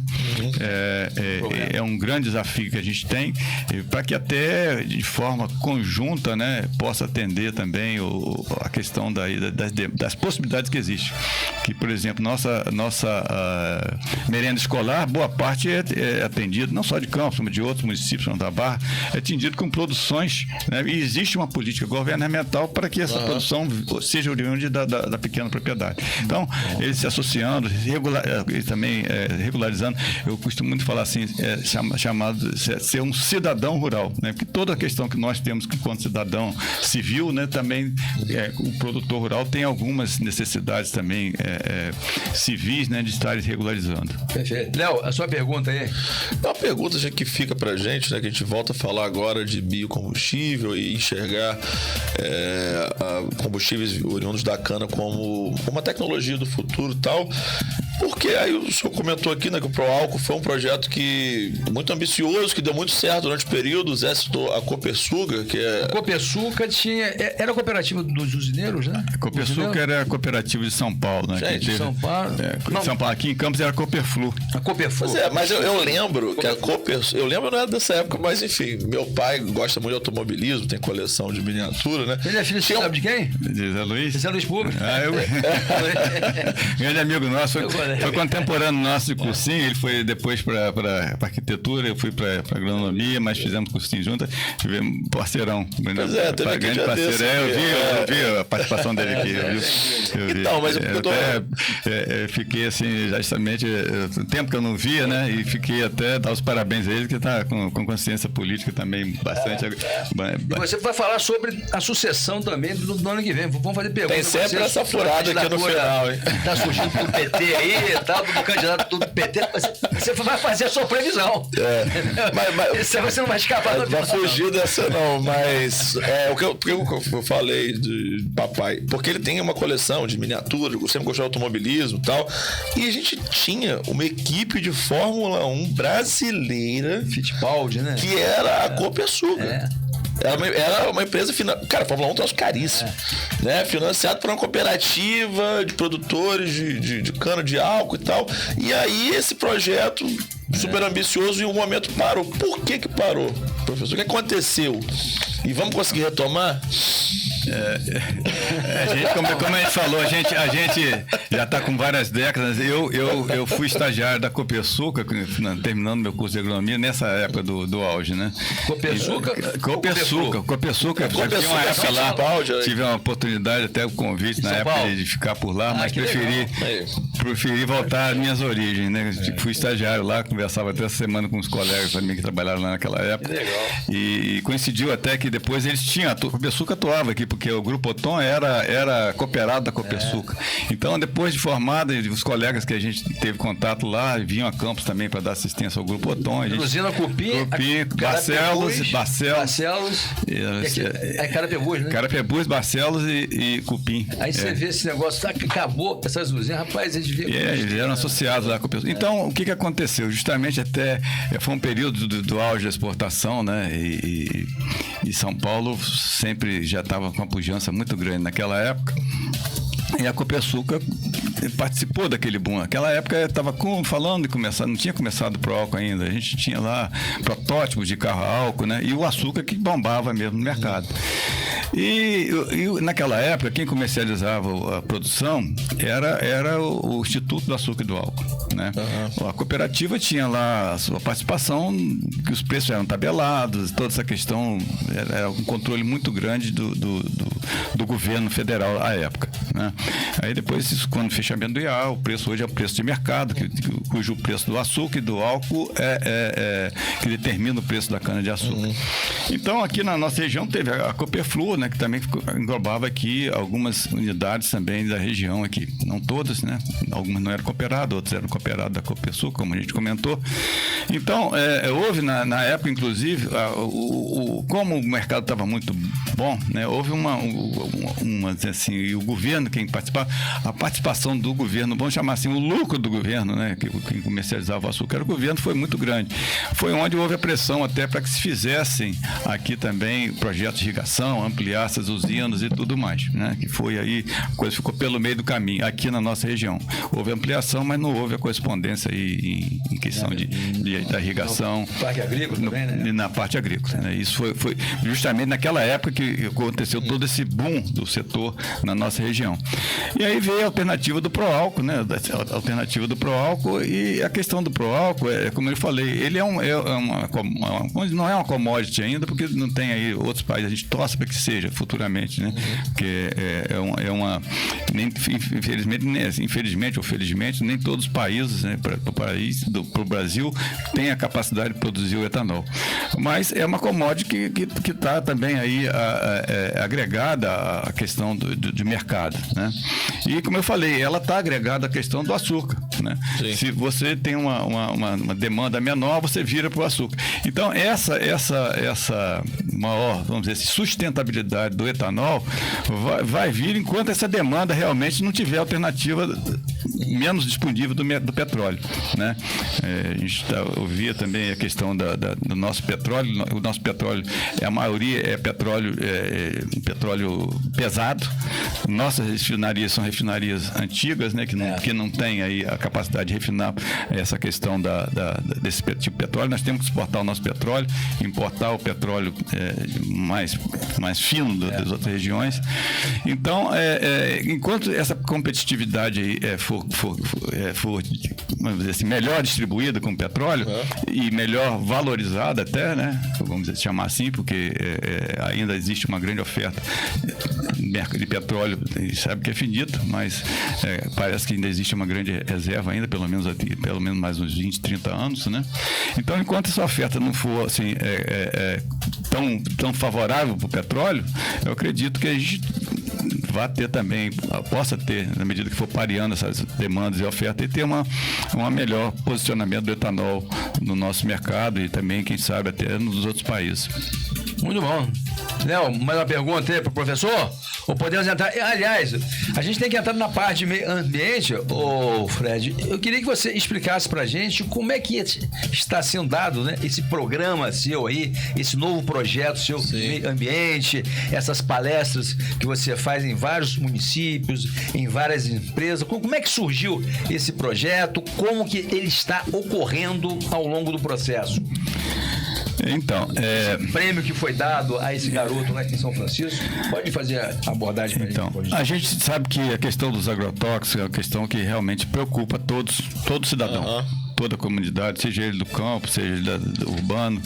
Então, esse trabalho que a gente faz não é apregoando o uso de agrotóxicos, né? É um trabalho que visa justamente mitigar um pouco a questão do uso desses produtos, né? E um dos grandes riscos que tem esses produtos é com as suas embalagens, que além de ser um resíduo sólido, é um resíduo sólido tóxico, né? A gente sabe que existem outros resíduos aí, que é uma questão muito importante para a sustentabilidade também, né? Essa questão é uma preocupação mundial, né, com a valorização dos resíduos. Hoje já é uma atividade econômica de utilização de resíduos sólidos. A nossa política de resíduos sólidos é do ano de 2010, então essa preocupação com agrotóxicos foi até um pouquinho anterior. Foi uma lei de 2000, né, que fala, a lei de 2009-974, que fala dos cuidados desses produtos e principalmente com as embalagens desses produtos. E é uma obrigação legal dos produtores rurais de estarem devolvendo. Quando ele compra um produto desse, ele tem, por lei, uma obrigação de estar devolvendo essas embalagens no período de 1 ano. E a Defesa Sanitária Vegetal do Estado, através dos seus fiscais, tem a competência de fiscalizar. É uma logística reversa? Reversa. Exatamente. Então, a gente tem aí atuado no sentido que facilite até o cumprimento da lei por parte desses produtores, né, com essas embalagens. E, paralelo a isso, a gente faz um trabalho também existe uma unidade aqui em Campos, e era uma unidade que recebia essas embalagens de todo o estado do Rio. A partir do ano de 2020, passou a ser um posto. Existem no estado do Rio 8 postos, além do nosso aqui de Campos, aqui, que tem a certificação para estar recebendo essas embalagens, né? E paralelo a isso, principalmente nas comunidades rurais, a gente faz um programa chamado PEA Campo Limpo, que é um programa de educação ambiental Campo Limpo, onde a gente faz um concurso de redação para alunos do 5º ano, né? E também um concurso de desenho para o aluno do 4º ano. Isso é feito a nível nacional, é um projeto a nível nacional, onde os melhores classificados aqui participam. Ano passado foram 2.220 escolas em todo o país participando desse projeto. Nós fizemos esse projeto aí antes da pandemia, envolvendo vários municípios. Esse ano conseguimos voltar esse projeto com o município de São João da Barra e São Francisco da Bapuana, que tem aí, como nós falamos, aí uma participação grande de pequenos produtores, né? E esses dados são monitorados pela Defesa Sanitária Vegetal, que aponta a nossa região como uma necessidade muito grande de ampliar esse trabalho, né? A gente compreende que até os pequenos produtores, para cumprir essa lei, é difícil. Eu dou exemplo sempre de um produtor que está lá em Serrinha, no início da divisa de Campos, já com Conceição de Macabu, com Quissamã ali.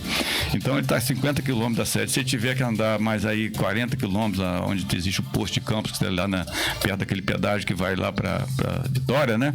Ele vai andar cerca de quase 200 quilômetros para devolver essas embalagens. Então, a gente tem procurado também fazer o que a gente chama de recebimentos itinerantes, né? E sempre conta com a parceria das prefeituras para atender a esse programa, né? Para facilitar a vida do produtor, né? Porque muitas vezes o pequeno produtor tem dificuldade de cumprir essa lei. E isso aí, esse ano, inclusive, o tema desse programa de educação ambiental, que não é só voltado à questão de embalagem, né? Foi ecoeficiência. Então, o aluno tem ali como que ele pode ser melhor se posicionar em relação ao meio ambiente na sua casa, né? Reutilizando algum equipamento, usando menos o chuveiro. Todo esse trabalho é feito nas escolas, né? E aí a gente teve essa premiação lá em São Francisco, de algumas escolas que foram premiadas lá, e vamos fazer agora, provavelmente na próxima semana, a premiação também das escolas lá de São João da Barra.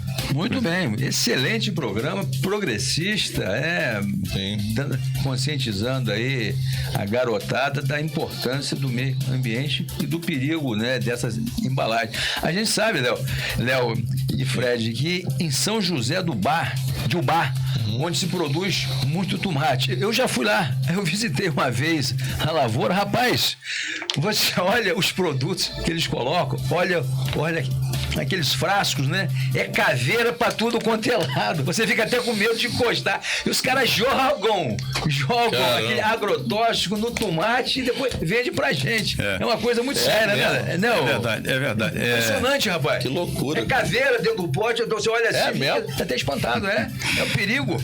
Exatamente. Essa é a questão. Então, fizemos até um período lá em São José de Ubá também. São José de Ubá, né? Fizemos um trabalho lá, inclusive lá com a Secretaria de Meio Ambiente.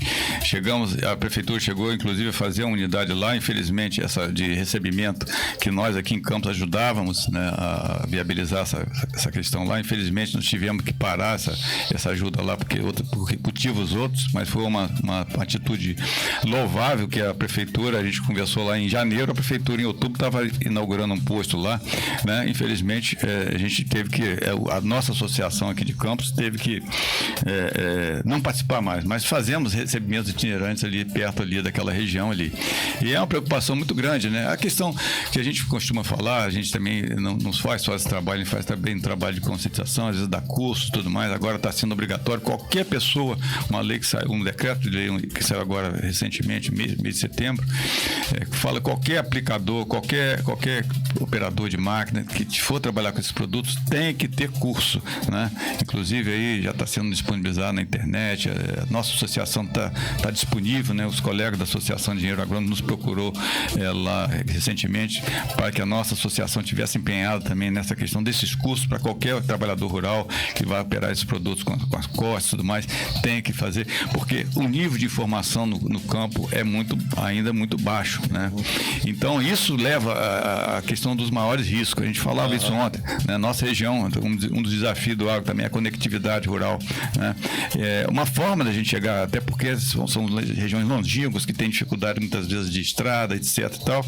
Então, hoje, né, nós estamos aqui conversando aqui, o mundo inteiro está nos vendo. Sem dúvida. Então, essa conectividade, a cobertura por exemplo, das operadoras no meio rural é uma questão que tem que ser prioridade para a nossa região, e não só a nossa região, toda a região rural, para que esse nível de informação chegue de forma mais efetiva ao meio rural, todos esses cuidados que a gente está aqui comentando, né? E muitas vezes o produtor, às vezes, vamos dizer assim, alguns não tem nem ainda, né? Alguns têm até dificuldade no processo de leitura, né?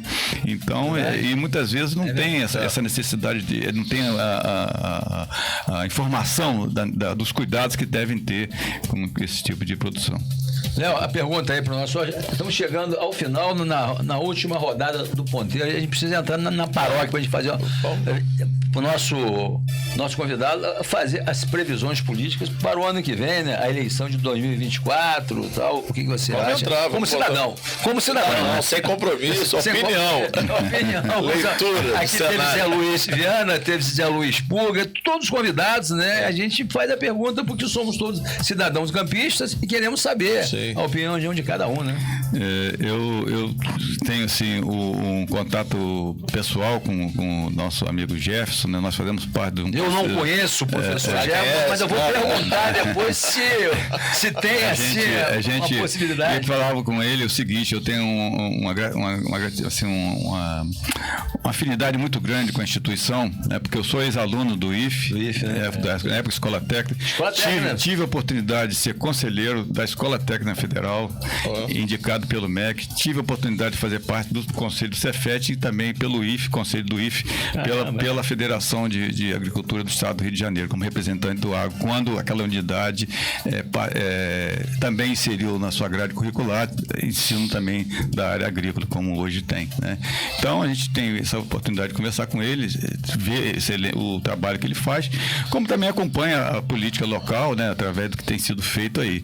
Então, a gente acredita, assim, que a disputa, né, já tem algumas posições, já tem algumas questões da pesquisa, andamento.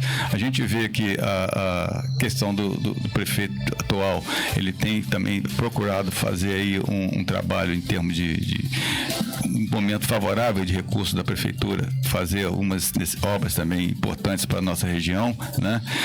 A gente tem também aí o contato e ver o esforço que tem sido feito aí através do nosso colega também, parceiro, amigo também, o Frederico Paes, né? Vice-prefeito. É o vice-prefeito, né? Que tem, assim, tem tido uma participação, vamos dizer assim, política muito importante de apoio ao prefeito.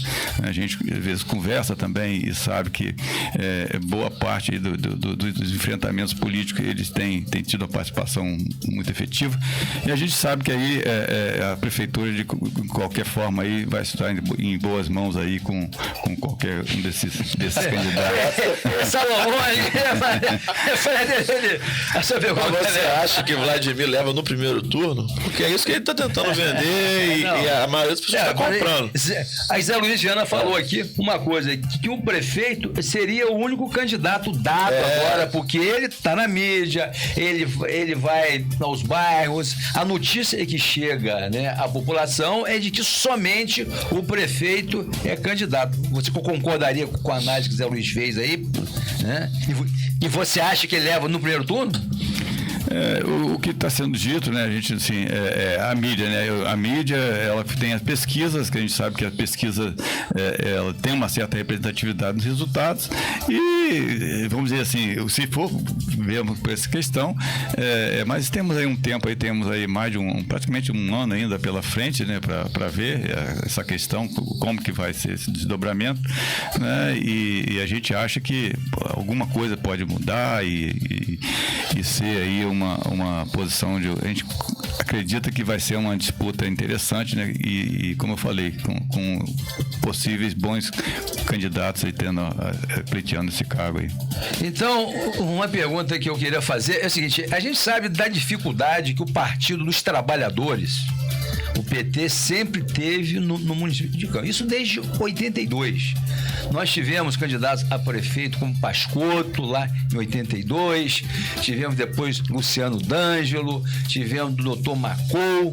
E agora existe uma possível candidatura do professor Jefferson, reitor do IFE, numa cidade que deu 65% dos votos a Bolsonaro, meu amigo Fred. Como que você vê a viabilidade da candidatura do PT no município de Campos na atual conjuntura? Uma candidatura numa seara adversa. E aí? Então, eu acredito assim, nós precisamos ver, vamos dizer, o que a população muitas vezes vê é o que está na rua, né? Então, eu acho que o que a gente precisa ver é que talvez nós temos aí também representantes também, não só na esfera federal, do governo também, né? Então, de que forma vai ter esse apoio para a nossa região? A nossa região depende de muito esforço, né? A gente conversou aqui na parte do agro, algumas demandas que existem, e existem demandas aí de diversas naturezas, né, para a nossa região. E de que forma essas demandas possam ser atendidas aí pelo governo do estado, pelo governo federal, por nossos representantes, né? De que forma chega aí para que haja um cenário mais definido na nossa região, né? Em termos de, se a gente for ver o momento atual, né, logicamente a situação do prefeito atual é uma situação favorável, né, pelo que está posto, pelo que se está posto, né? Nós está posto, muita obra, né? Exatamente. Muito então, a gente acredita que esse quadro aí possa ter alguma modificação, caso haja algum tipo de apoio político, de alguma forma, para que haja aí uma participação mais equilibrada no processo. Léo, a pergunta aí para o nosso... Enfim, eu acho que o Vladimir já está tentando mobilizar esse pânico moral contra as esquerdas, né? O Josiel e o Derek tem um tweet que o Vladimir, uma postagem que ele acabou de fazer aí agora. Bota pra gente aí um break news aí pro professor comentar. Cadê, Josiel? Essa oportunidade rara, ele lê pra gente, Léo. Não tem como ampliar. Lê pra gente. O Vladimir acabou de postar nas suas redes sociais. O STF está votando a ação que permite o aborto com até 12 semanas de gestação, ação proposta pelo PSOL. Com todo respeito aos ministros da Suprema Corte, não lhes cabe a decisão, a maioria do povo brasileiro, através de seus representantes eleitos, já decidiu que não concorda e que os casos possíveis de aborto já estão previstos em leis. Permitir descriminalizar o aborto é tentar contra a vida. O Congresso Nacional e as lideranças políticas precisam se posicionar antes que seja tarde. Então, ele acabou de se posicionar não por uma questão local, que cabe à prefeitura, mas por uma pauta nacional, uma pauta moral, que mobiliza as bases. Qual será esse jogo dele aí, de olho para a prefeitura? E aí, professor? Bom, eu acho que são questões que muitas vezes a gente... o que está acontecendo muitas vezes em todas as esferas do nosso país é talvez uma mistura de competências, né? De mistura de decisões que muitas vezes impedem, né? E vamos dizer assim, hoje eu acredito que a questão política não pode estar superando qualquer demanda moral, né? Então, essa questão aí é uma questão que eu acho que, infelizmente, o lado político está puxando muito essa questão, né? Então, qualquer tipo de apoio que se faça, qualquer segmento, qualquer determinada origem que seja ela étnica, de que tipo for, nós temos que deixar a questão política um pouco afastada desse processo, né? Uhum. É muito oportuna a sua colocação. Acho que a questão moral, né, não pode politizar um assunto, porque ele usa isso aí com o objetivo, na minha opinião, de manipular o eleitorado. Porque é um assunto muito emocional, é um assunto muito sério para os políticos, os prefeitos, o presidente da República ficar brincando com uma coisa tão séria como essa, com o único objetivo de aglutinar votos. Porque aborto, racismo, essas coisas é uma discussão séria onde tem que fazer com a razão e não em cima de um palanque eleitoral, porque aí se transforma, na minha opinião, em um oportunismo eleitoral. Então, esse Twitter do prefeito, na nossa opinião, ele é um Twitter oportunista, como o nosso amigo colocou. Não deve misturar a questão moral, religião, né?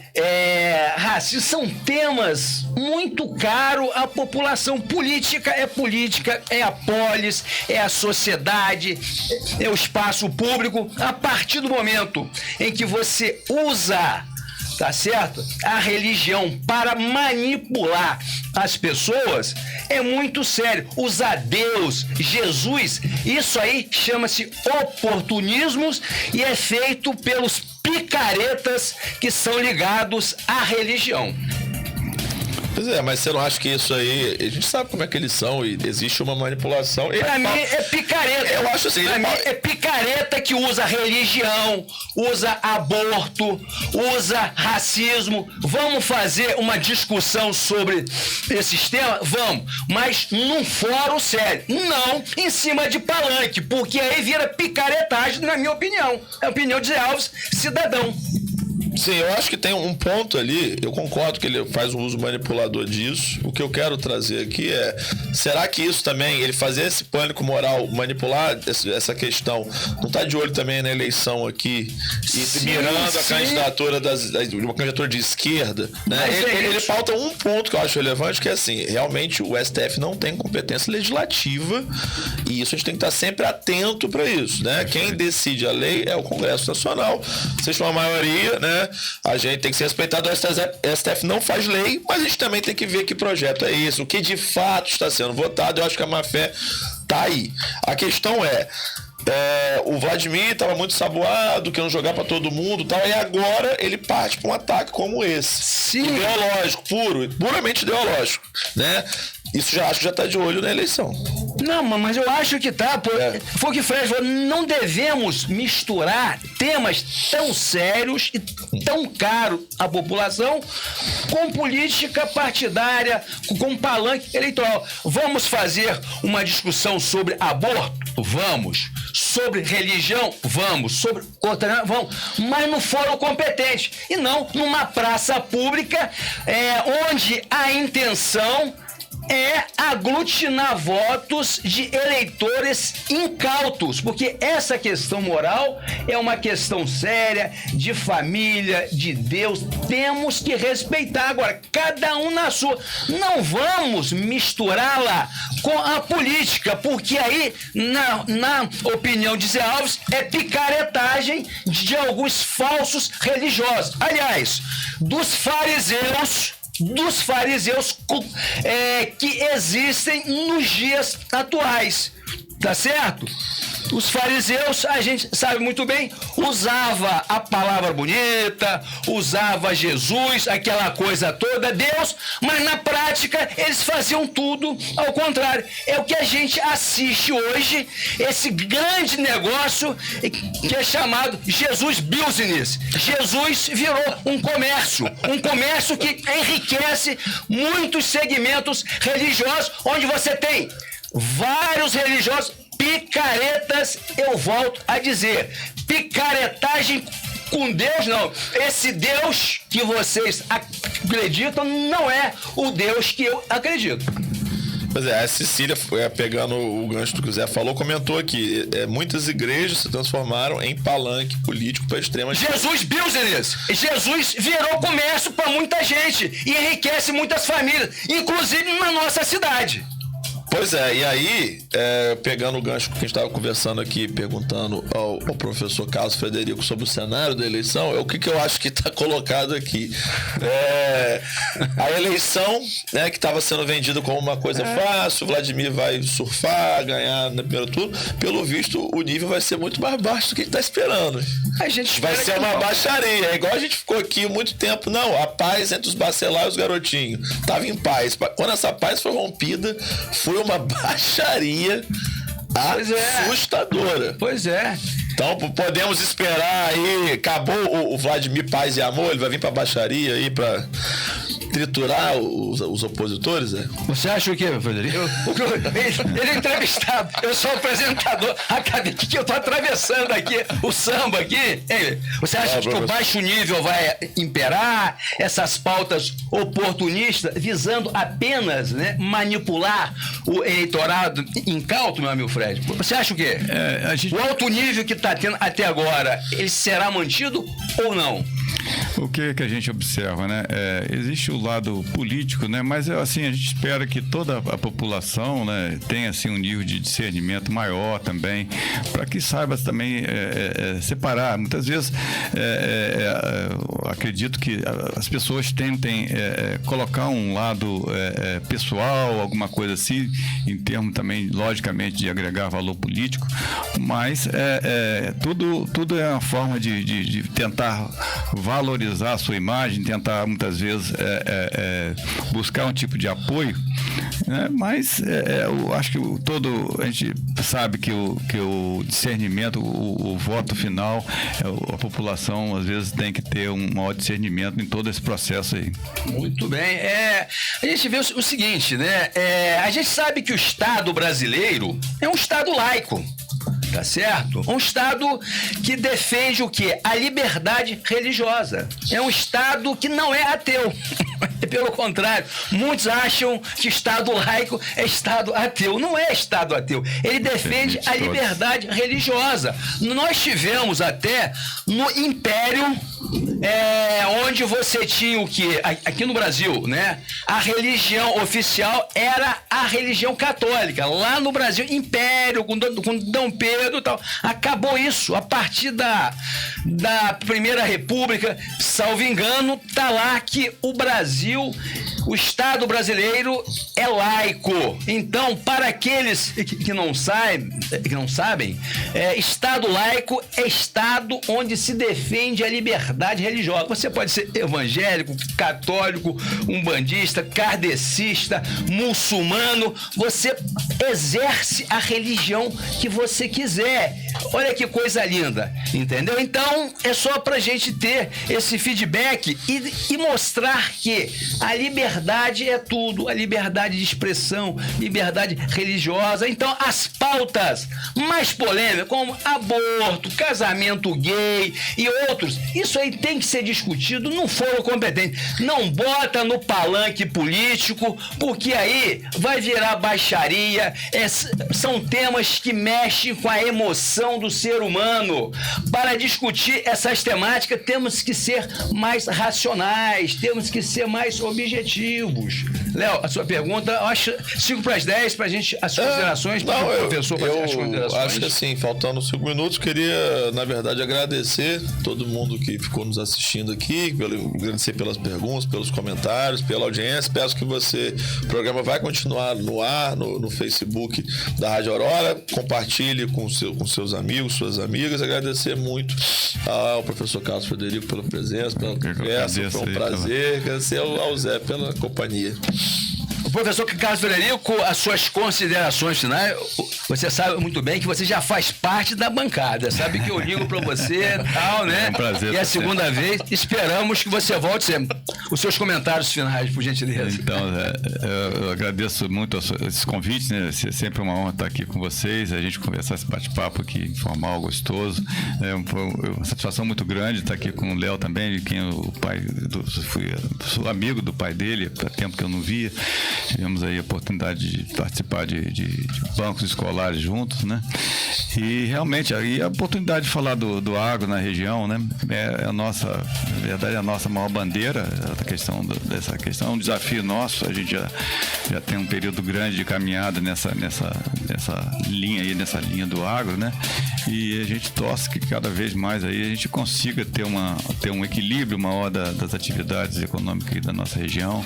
Nossa região precisa disso, né? De uma distribuição mais uniforme de renda e tudo mais. A gente sabe que esse desequilíbrio, quando a gente fala, qualquer fora que a gente vai e busca falar de desenvolvimento, ainda a bandeira do petróleo se fala de uma forma muito coisa. E a gente sabe que essa questão, já tivemos assim, algumas experiências na nossa região, onde esses altos e baixos aí não são nada favoráveis, né? Muito bem. E, mais uma vez, eu desejar um grande abraço ao público também ouvinte, né? E obrigado mais uma vez pela oportunidade de estarmos juntos aqui. Muito obrigado, Fred, muito obrigado, Léo. É sempre um prazer recebê-lo aqui. Agradecemos aos ouvintes, agradecemos a todos e até semana que vem, pessoal. Um abraço! Tchau, galera.